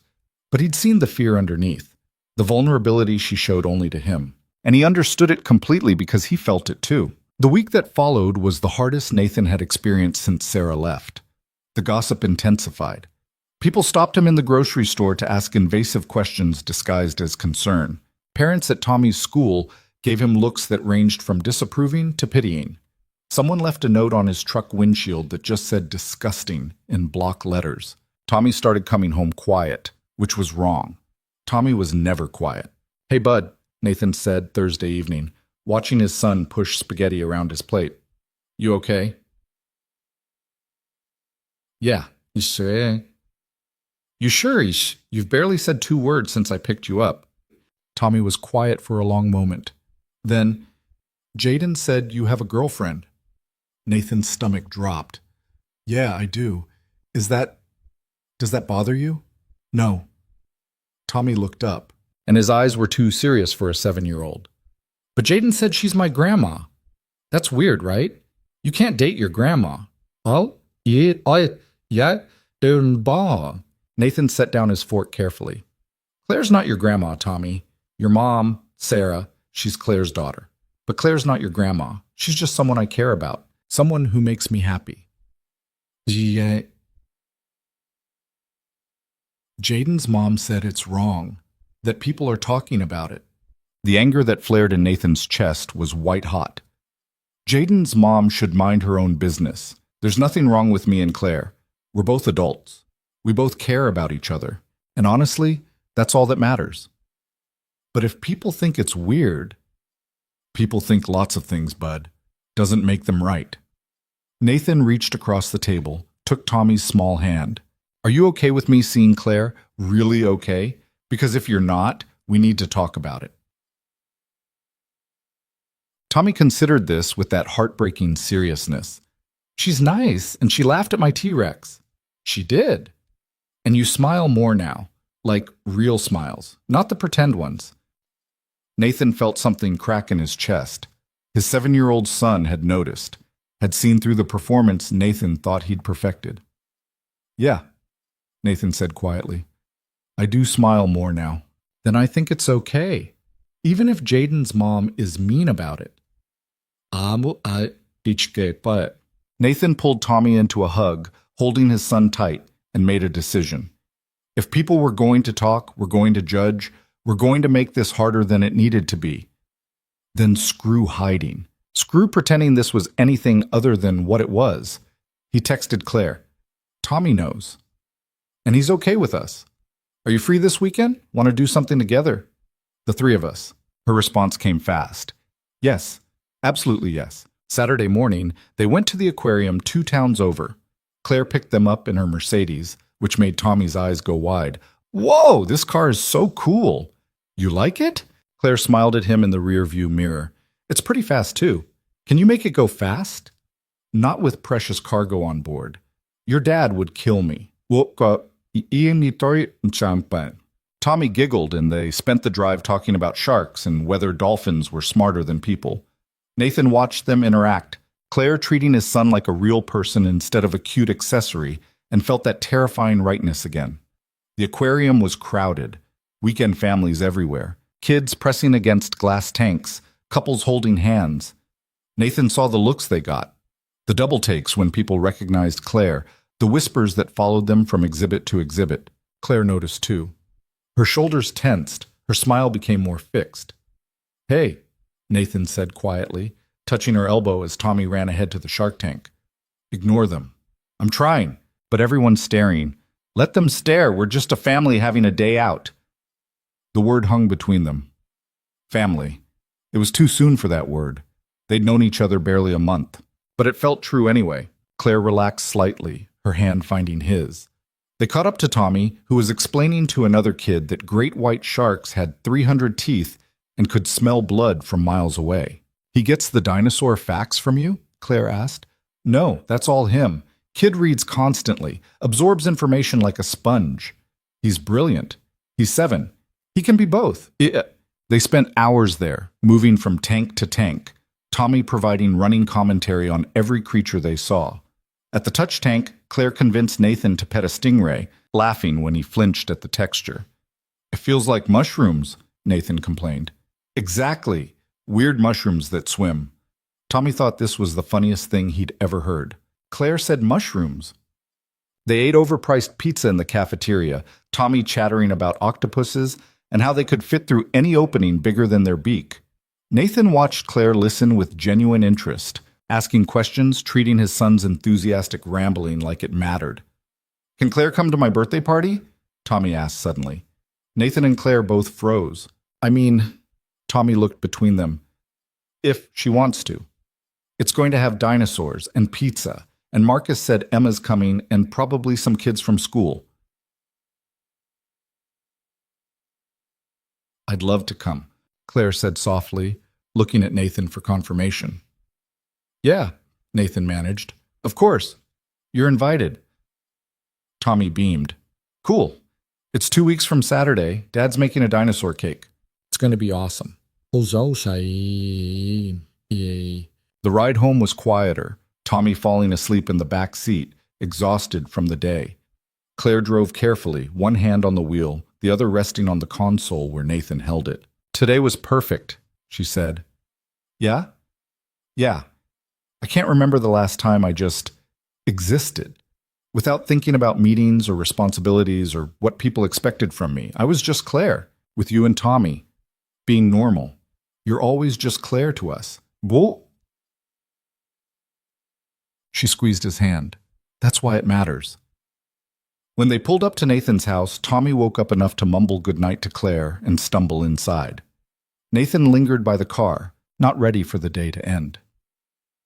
Come in, he said. For a bit. Just to talk. Claire glanced at the neighboring houses where curtains were definitely twitching. Are you sure? People will see. I don't care. So she came in. Nathan got Tommy into bed while Claire waited in the living room, looking at the photos on the wall. Tommy as a baby, Tommy missing teeth, Tommy holding up a fish they'd caught last summer. When Nathan came back downstairs, she was staring at a picture of him and Sarah from 8 years ago, both of them young and stupid and convinced they had everything figured out. You looked happy, Claire said quietly. I thought I was. But looking back, I don't know. Maybe I was just young enough to not know the difference between happy and hopeful. Claire set the frame down. Do you still love her? The question was soft, but Nathan heard the fear underneath it. The worry that he was with Claire because she was available, not because she was what he wanted. No, Nathan said, and meant it completely. I stopped loving Sarah a long time ago. Maybe before she even left. We were playing house, pretending to be adults, and when it stopped being fun, she walked away. There's nothing left to love. But if she came back, she won't. And even if she did, it wouldn't matter. Nathan closed the distance between them, cupped Claire's face in his hands. I'm not with you because I'm settling, or because you're convenient, or because I'm trying to get back at Sarah for leaving. I'm with you because when I'm around you, I remember what it feels like to be alive. You make me want to be better, to feel more, to actually live instead of just going through motions. Beau boss vai in alpites. Claire's eyes shimmered. I keep waiting for you to realize you can do better, that you don't need the complicated mess that comes with being with me. I don't want better. I want you. She kissed him then, and Nathan felt everything else fall away. The gossip, the judgment, the fear of what people would say. None of it mattered.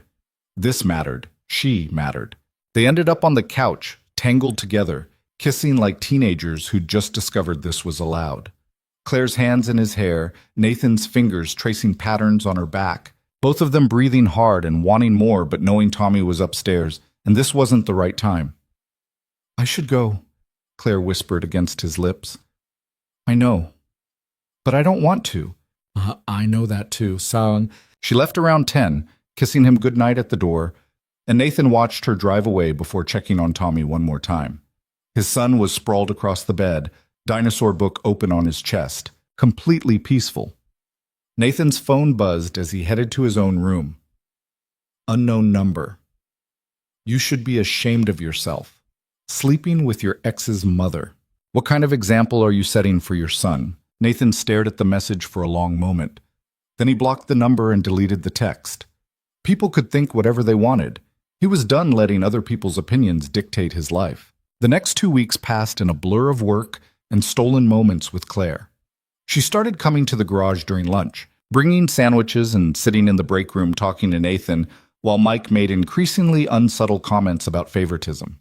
She joined them for dinner twice, helping Tommy with homework and laughing when Nathan burned the garlic bread. But the gossip intensified. Someone started a thread on the town Facebook page debating whether their relationship was inappropriate. Parents whispered at school pickup. Nathan got a call from Tommy's teacher asking if everything was stable at home because Tommy seemed distracted. Claire faced worse. One of her board members formally requested a vote of no confidence, citing conduct unbecoming and personal decisions that reflect poorly on the company. Well, business partners started asking questions. A reporter from the local paper called asking for comment on the developing situation. The night before Tommy's birthday party, Claire showed up at Nathan's door in tears. I can't do this, she said, pushing past him into the house. I can't. Nathan, they're trying to remove me. From my own company. The company my father built, because I'm dating you. Nathan's blood ran cold. What happened? Emergency board meeting. 3 directors formally moved to remove me as CEO based on a morality clause in the company charter. They're saying my relationship with you demonstrates poor judgment and creates a scandal that damages the brand. She was pacing, hands shaking. 20 years. I've given them 20 years of my life, built this empire, made them all rich beyond imagination, and they want to throw me out because I fell in love with someone they think is inappropriate. Nathan froze. You love me? Claire stopped pacing, looked at him with red-rimmed eyes. Of course I love you. Why do you think this is tearing me apart? I finally found something real, something that makes me happy. And now I have to choose between you and everything I've built. You don't have to choose anything. We'll see. They gave me an ultimatum, Nathan. End the relationship publicly, issue a statement saying it was a mistake, maintain appropriate distance, or they proceed with the vote. And the lawyers say they might actually have grounds. The morality clause is vague enough that they could make it stick. Nathan felt like he'd been punched. When do you have to decide? Mom, Monday morning. Claire's voice broke. I have 3 days to either walk away from you or lose my position as CEO. The silence that followed was crushing. Nathan could hear Tommy moving around upstairs, probably building something with his Legos, completely unaware that the adult world was falling apart one floor below. "What do you want to do?" Nathan asked quietly. "I want to tell them all to go to hell. I want to walk away from the whole thing and never look back." "But Nathan, it's not just my legacy. It's thousands of employees whose livelihoods depend on the company staying stable. It's foundations and charities and programs that do real good. I can't just abandon all of that because the board is full of judgmental old men." "But you can abandon us." Claire flinched like he'd slapped her. "That's not fair, isn't it? You're standing here telling me you love me, but you're already planning how to walk away." "I'm trying to figure out how to not destroy everything." Her voice rose, then fell just as quickly. "I don't want to lose you, but I also can't watch 20 years of work crumble because I fell in love at the wrong time with the wrong person." "I'm not the wrong person." "I know, I didn't mean—" Claire pressed her hands to her face. "I don't know what to do, Seki." Nathan wanted to tell her to stay, to fight, to choose them over the company. But he also understood the weight she carried, the responsibility, the impossible position she'd been put in. "Take the weekend," he said finally.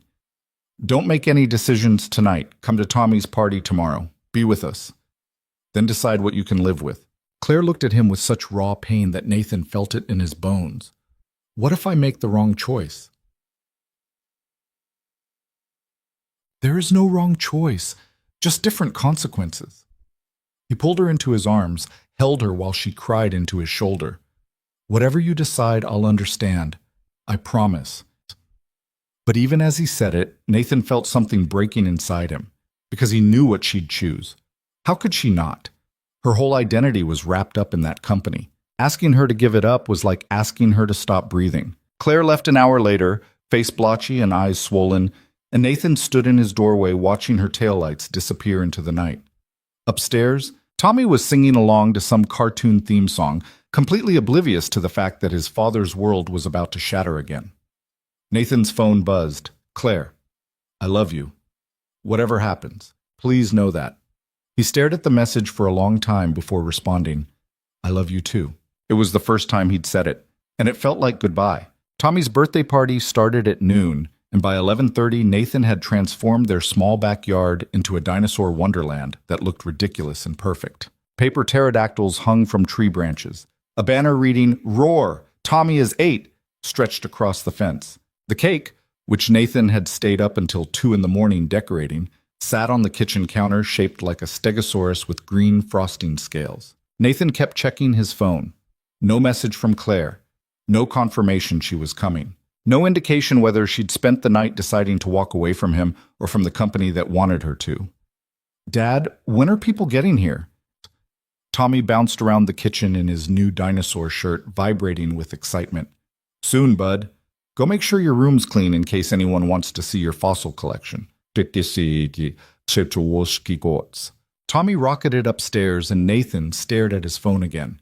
He'd barely slept, kept replaying Claire's tear-stained face, the way she'd said she loved him while already calculating how to leave. He understood it, hated it, couldn't blame her for it. The doorbell rang at 11:45. Nathan opened it, expecting Marcus and Diane. Claire stood there holding a gift wrapped in bright paper covered in dinosaurs. She looked exhausted, dark circles under her eyes, hair pulled back messily, wearing jeans and a simple sweater. She also looked determined. "Hi," she said. "Hi." Nathan's throat was tight. "You came, like—" "Of course I came. I told Tommy I would." She stepped inside, set the gift on the hall table.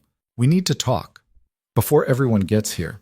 Nathan led her into the kitchen, closed the door even though Tommy could come barreling through any second. "What did you decide?" "I'm not ending this." Claire's voice was steady. "I'm not walking away from you because a bunch of old men think I should be ashamed of who I love." Relief flooded Nathan's chest. "What about the company?" "Right."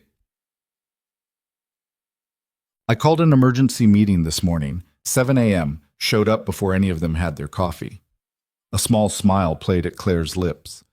"I told them exactly what I thought of their ultimatum, that I'd spent 20 years sacrificing everything for that company, and I was done. That if they wanted to remove me for having a personal life, they could go ahead and vote, but I wouldn't make it easy." "Claire, I'm not finished." She took a breath. I also told them I was planning to sell my majority stake in the company, that I'd been considering it for years, and their little power play just confirmed it was time. I'd find buyers who actually valued the work we do instead of using morality clauses to control my life. Nathan stared at her. You're selling everything? But what did Maska? Not everything. I'm keeping the foundation, the charitable work, the parts that actually matter. But the rest, the manufacturing, the real estate holdings, all of it, I'm done. I'll retain enough shares to have a voice, but I won't be CEO anymore. She looked at him with those sharp eyes that saw everything. I'm choosing myself, Nathan. Finally. I'm choosing a life that's actually mine instead of the one my father planned for me. That's huge. Are you sure? I've never been more sure of anything. Claire stepped closer, took his hands. I spent last night thinking about what I'd regret more, losing the company or losing you. And honestly, the company was already gone. I've hated running it for years. It was just a prison I built myself, convincing myself it was duty when really it was fear. Fear of disappointing people. Fear of being nothing without the title. Fear of actually living.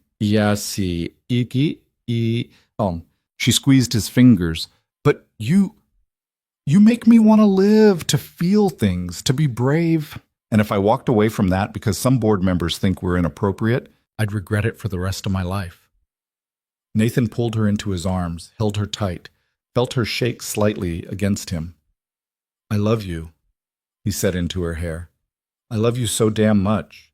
I love you too, even though you're complicated and messy and come with a 7-year-old who knows more about dinosaurs than most paleontologists. Nathan laughed, and it felt like breathing after being underwater too long. What did the board say after your speech? 2 directors stood up and applauded. 3 looked ready to have heart attacks. The others just sat there stunned. Claire pulled back to look at him. They'll accept my terms. Pulled back to. They don't have a choice. I own 52% of the company. Without me, there's nothing. So they'll take my offer or watch me burn the whole thing down. You're terrifying. I know. It's part of my charm. The doorbell rang again. This time it was Marcus and Diane with Emma, who immediately started shrieking about the dinosaur decorations. More kids arrived. Tommy's classmates, neighbors. The chaos of 8-year-olds hopped up on sugar and excitement. Claire helped Nathan set up games, hung back when parents gave her looks, smiled through the whispered comments that followed her around the party. Halfway through Pin the Tail on the Dinosaur, Jennifer Harding, Jaden's mother, the one who'd approached Nathan at the park, cornered Claire by the refreshment table. I'm surprised you're here, Jennifer said, voice carrying just enough to be overheard. Given all the talk about appropriateness and boundaries. Claire set down the juice box she'd been opening. Claire set down the, I'm here because Tommy invited me to his birthday party, same as everyone else. But you're not like everyone else. You're his grandmother's. You're Sarah's mother. It's unusual. Unusual isn't the same as wrong. I suppose that's a matter of perspective. Jennifer smiled in that way that wasn't really a smile. I just worry about the example being set. For the children. Nathan was across the yard helping Tommy open presents. But he caught the exchange. Started moving toward them. Claire held up a hand, stopping him. The example being set, Claire said clearly, is that adults can find happiness in unexpected places. That love doesn't follow arbitrary rules about who's appropriate to care for. And that being brave enough to choose yourself over other people's opinions is worth the cost. She picked up the juice box, opened it smoothly. But I appreciate your concern. Jennifer opened her mouth, closed it, walked away with her face red. Nathan reached Claire's side. You okay? Perfect. Claire handed him the juice box. For the birthday boy. He's been eyeing the presents for 10 minutes. Tommy did love his presents. Books about fossils from Marcus and Diane. A dinosaur puzzle from Emma. Action figures from his classmates. And from Claire, a model T-Rex skeleton that Tommy declared was the coolest thing ever in history. We can build it together, Claire said. If you want. Yes, can we start now? After cake, Nathan intervened, and after your friends leave. The party wound down around 3. Parents collected their sugar-crashed children, thanking Nathan for hosting while giving Claire various degrees of side-eye. Marcus and Diane stayed to help clean up, which really meant Marcus interrogated Claire while Diane pretended not to listen. "So you're really selling the company?" Marcus asked, stuffing paper plates into a trash bag. "Most of it, yes." "That's... wow. What are you going to do instead?" Claire glanced at Nathan, who was inside helping Tommy organize his new toys. "I have no idea. And that's terrifying and wonderful at the same time." "Good for you," Diane said quietly. "Seriously. I've watched you at these charity events over the years, always looking like you'd rather be anywhere else. It's nice seeing you actually smile." They left around 4, taking Emma home for her own nap. Claire and Tommy settled at the kitchen table with the dinosaur skeleton while Nathan cleaned up the backyard. Through the window, he could see them working together, Claire reading instructions, Tommy carefully connecting tiny bones, both of them completely focused.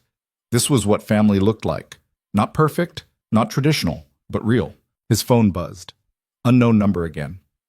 Nathan almost ignored it, then saw it was a New York area code. "Hello? Nathan? It's Sarah." The world tilted. Nathan gripped the edge of the fence, forcing his voice steady. "Sarah? I know, it's been a while. I heard about you and my mother." Of course she had. The gossip had probably made it all the way to New York by now. "Yeah, I figured you would." "I don't understand it." Sarah's voice was tight. "My mom called me this morning, told me she was selling the company, that she was in love with you. I thought she was having some kind of breakdown." Nathan looked through the window at Claire helping Tommy, both of them laughing about something. "She's not having a breakdown, she's making a choice.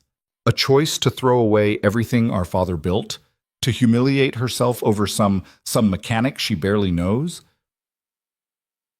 Burstargian. The dismissal in her tone made Nathan's jaw clench. "I think you should talk to your mother if you have questions about her choices." "I'm talking to you, because I can't believe you'd do this. That you'd..." Sarah's voice cracked.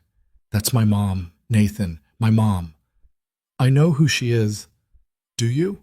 Or are you just using her to get back at me for leaving?" The accusation was so ridiculous that Nathan almost laughed.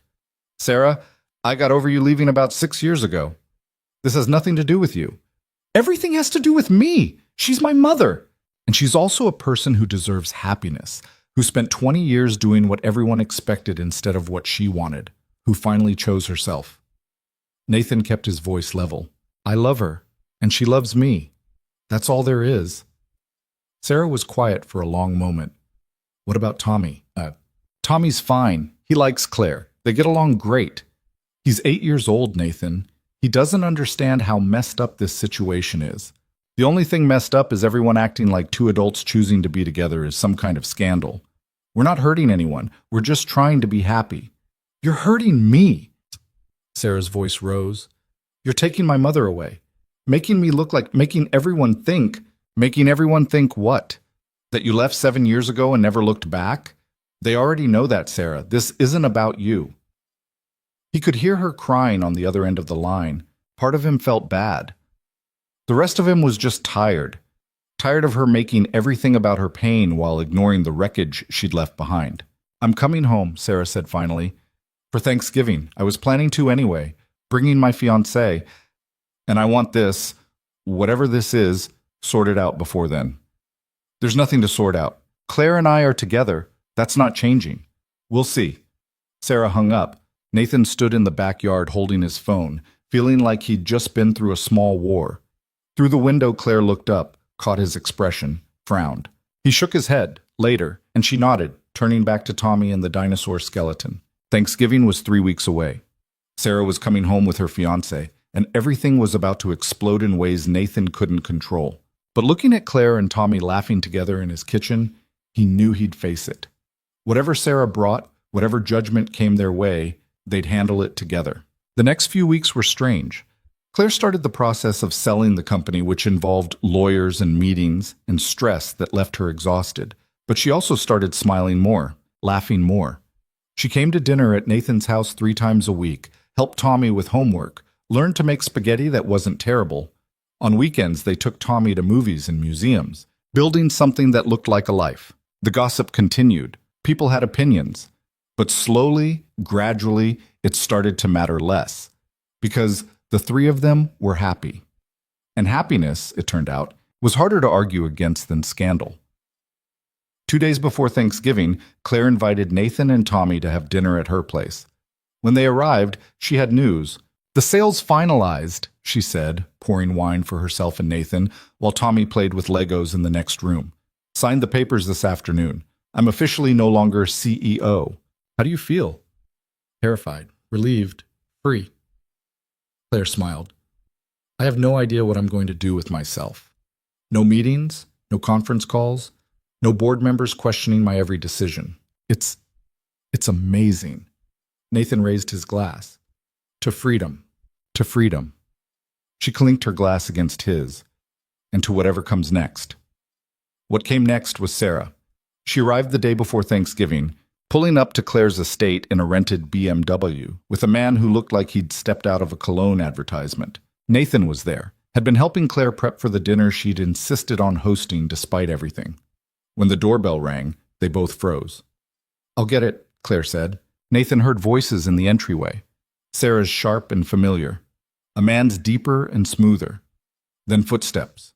And suddenly Sarah was standing in the kitchen doorway. She looked different, older, more polished.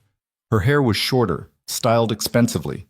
She wore designer clothes and carried herself like someone who'd left the small town behind and never looked back. But her eyes were the same, still running, still searching for something she couldn't name. "Nathan." She said his name like an accusation. "Sarah." The man behind her cleared his throat. "I'm Derek, Sarah's fiancé. Nice to meet you." Nobody moved to shake hands. The tension in the room was suffocating.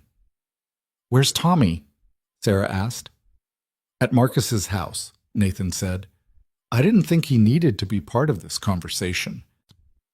"This conversation where you explain why you're sleeping with my mother?" "Sarah." Claire's voice was sharp. "That's enough, eh? Is it? Because I've spent 3 weeks trying to understand how this happened. How you could do this, both of you." Derek touched Sarah's arm. "Maybe we should all sit down. Talk calmly." I don't want to sit down. I want answers." Claire moved to stand beside Nathan, and he felt the intentionality of it. The statement. "You want answers? Fine. I fell in love with Nathan. He makes me happy. For the first time in 20 years, I actually want to wake up in the morning. That's it. That's the whole story." "That's the whole story." Sarah laughed, but it was hollow. "You fell in love with the father of your grandson, with the man The man you left?" Nathan interrupted. 7 years ago, with a 6-month-old baby. You don't get to claim me now, Sarah. You gave up that right. I'm not claiming you. I'm saying this is messed up, that you're both..." She looked between them, eyes bright with tears. "You're supposed to be my mother. And you're supposed to be... I don't know what you're supposed to be, but not this." Debarment. Claire's voice softened. "Sarah, I know this is hard to understand, but my life doesn't revolve around making you comfortable. I've spent too many years doing that, letting your choices dictate mine. I'm done." "So you're choosing him over me?" "I'm choosing myself. And yes, that includes Nathan. But this isn't about you, sweetheart. It never was." Sarah stared at her mother like she'd been slapped. Derek shifted uncomfortably, clearly wishing he was anywhere else. "I can't believe this," Sarah whispered. "I can't. I need air." She walked out.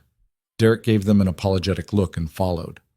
Through the window, Nathan could see them standing by the car, Sarah gesturing wildly while Derek tried to calm her down. Claire sagged against the counter. "That went well?" "She'll come around, eventually." "Well, yes." "Will she?" "I'm not sure Sarah comes around to anything that isn't about her." Claire rubbed her face. "This is my daughter. I love her. But she's selfish and scared and convinced the world revolves around her pain. I don't know how to fix that." "You can't. She has to fix herself." They stood in the quiet kitchen, the ruins of Thanksgiving prep scattered around them. Nathan pulled Claire into his arms, held her while she shook with emotion she wouldn't let become tears. "I'm sorry. he said. For what? For making this harder. If I hadn't come to your door that night, then I'd still be miserable and alone and pretending that was enough. Claire pulled back to look at him. I don't regret any of this, Nathan, not 1 second. Even if Sarah never forgives me, even if this blows up in ways we can't control. I'd choose you again, even though I'm just a mechanic? Claire smiled. You're not just anything. You're the man who saw me when everyone else just saw what I could do for them. You're brave and honest and a wonderful father. You're everything I didn't know I needed. Nathan kissed her, slow and deep, pouring everything he felt into it. When they broke apart, Sarah was standing in the doorway again, watching them. I'm not staying for Thanksgiving, she said flatly. Derek and I are going back to the city, but I need to say something first. Nathan braced himself for more accusations, more anger. Instead, Sarah's voice was quiet. I was wrong about you, Nathan. When we were together, I thought you were simple, small town, not enough for the life I wanted. But watching you now, seeing how you stood up for yourself, for my mom, you're not simple. You're just honest in a way I never learned to be. She turned to Claire. And you terrified me my whole life, this perfect, powerful woman who seemed to do everything right. I spent years trying to either be you or be nothing like you. I never just tried to know you. Her voice cracked. I'm sorry for being a terrible daughter, for abandoning Tommy, for making everything about me when neither of you did anything wrong. Claire's eyes filled. Sarah, what? I'm not ready to be okay with this. I'm not ready to sit at Thanksgiving dinner and pretend it's normal. But maybe someday I can be, if you'll let me. Of course I'll let you. You're my daughter. I love you, even when you're selfish and scared and running from everything. Sarah laughed wetly. Takes one to know one. Fair enough. They didn't hug. Didn't suddenly become a perfect family. But something shifted in the room. Some acknowledgement that they were all messy, imperfect people trying to figure out how to live with the choices they'd made. Derek cleared his throat. We should go. Long drive back. Sarah nodded, started to leave, then turned back one more time. Nathan, take care of my mom. She pretends she doesn't need anyone, but she does. I will. And tell Tommy, tell him I'm sorry for not being there. I'll try to be better. You should tell him yourself when you're ready. Sarah nodded and left with Derek, the sound of their car fading into the November evening. Claire and Nathan stood in the kitchen surrounded by half-prepped food and the weight of everything that had just happened. Well, Claire said, guess it's just us for Thanksgiving. And Tommy, and Marcus and Diane if they want to come. A small, weird, completely imperfect Thanksgiving. Nathan smiled. My favorite kind. They spent Thanksgiving Day cooking together, Claire burning the rolls, Nathan rescuing them, both of them laughing over the chaos. Marcus, Diane, Emma, and Tommy arrived around 2. They ate too much, told terrible jokes, watched football they didn't care about. It was loud and messy and nothing like the polished dinners Claire used to host. It was perfect. After everyone left and Tommy was asleep on the couch from too much pie, Nathan and Claire sat on her back patio under the stars. The night was cold, clear, the kind of November evening that felt like possibility. I talked to a real estate agent, Claire said quietly, about selling this house. Nathan turned to look at her. You're selling? It's too big, too empty, too full of memories from a life I don't want anymore. She squeezed his hand. I'm thinking something smaller. Still nice, but homier? A place that feels like living instead of existing. That sounds good. Yeah? Claire looked at him, and Nathan saw hope and fear and vulnerability in her expression. Because I was thinking, maybe somewhere with a good school district, a backyard big enough for a 7-year-old who loves dinosaurs. Room for a family. Nathan's heart stopped. Claire, I'm not saying we rush anything. I'm just saying I want a future, Nathan, with you, with Tommy, building something real instead of just surviving in separate spaces and stealing moments when we can. I want that too. Nathan pulled her closer. I want it so much it scares me. Good. Being scared means it matters. They sat under the stars making plans and dreaming about futures that felt both impossible and inevitable. Nathan thought about the man he'd been 2 months ago, hollow, going through motions, convinced feeling anything was too dangerous. And he thought about who he was now, scared and hopeful and completely in love with a woman who'd cracked him open and reminded him what living actually meant. It hadn't been smooth, wouldn't be smooth going forward. Sarah's acceptance was fragile.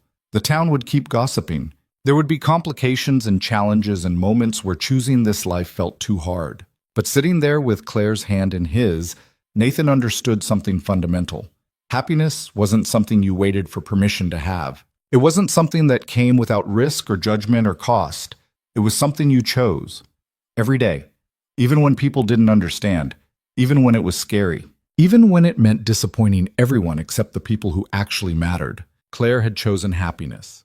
Had walked away from a legacy and a title and the expectations of everyone who thought they knew what was best for her.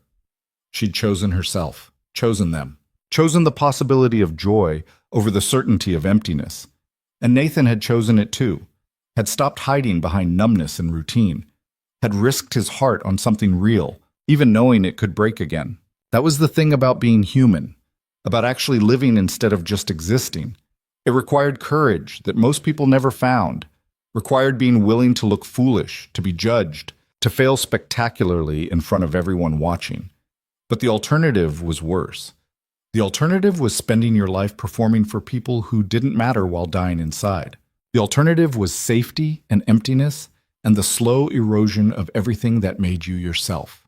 "I love you," Nathan said into the quiet. "I love you too." Claire leaned her head on his shoulder. "Thank you." "For what?" "For showing up at my door in the rain, showing up. For being honest when everyone else was just performing. For reminding me that it's never too late to choose differently. Thank you for letting me in. For seeing me when I'd forgotten how to see myself." They stayed there until the cold drove them inside, then checked on Tommy sleeping on the couch, surrounded by dinosaurs and contentment. This kid who deserved to see his father actually living, who deserved a family built on honesty and love instead of obligation and performance. Nathan carried Tommy to the car while Claire locked up. The drive back to town was quiet, peaceful, full of the kind of comfort that comes from knowing you're exactly where you're supposed to be. At home, Nathan tucked Tommy into bed and stood in the doorway watching his son sleep. Tomorrow, they'd wake up and keep building this life they'd chosen. There would be challenges. Sarah's fragile acceptance might crumble. The town might never fully accept them. Claire might have moments where she doubted giving up her empire. But they'd face it together, and that made all the difference. Nathan's phone buzzed. "Claire, home safe. Already missing you both. Miss you too. Tomorrow? Always tomorrow." Nathan smiled, put the phone down, and for the first time in 7 years, fell asleep not just without emptiness, but with something he'd thought he'd lost forever. Hope. Not the naive kind that believed everything would be perfect, but the hard-won kind that came from choosing joy despite knowing it could hurt. The kind that understood happiness wasn't about avoiding pain, but about deciding what you were willing to risk pain for. And Claire, complicated, brave, beautiful Claire who'd given up everything to choose herself, was worth risking everything for. Tomorrow they'd keep building, keep choosing, keep living. Tonight, that was enough.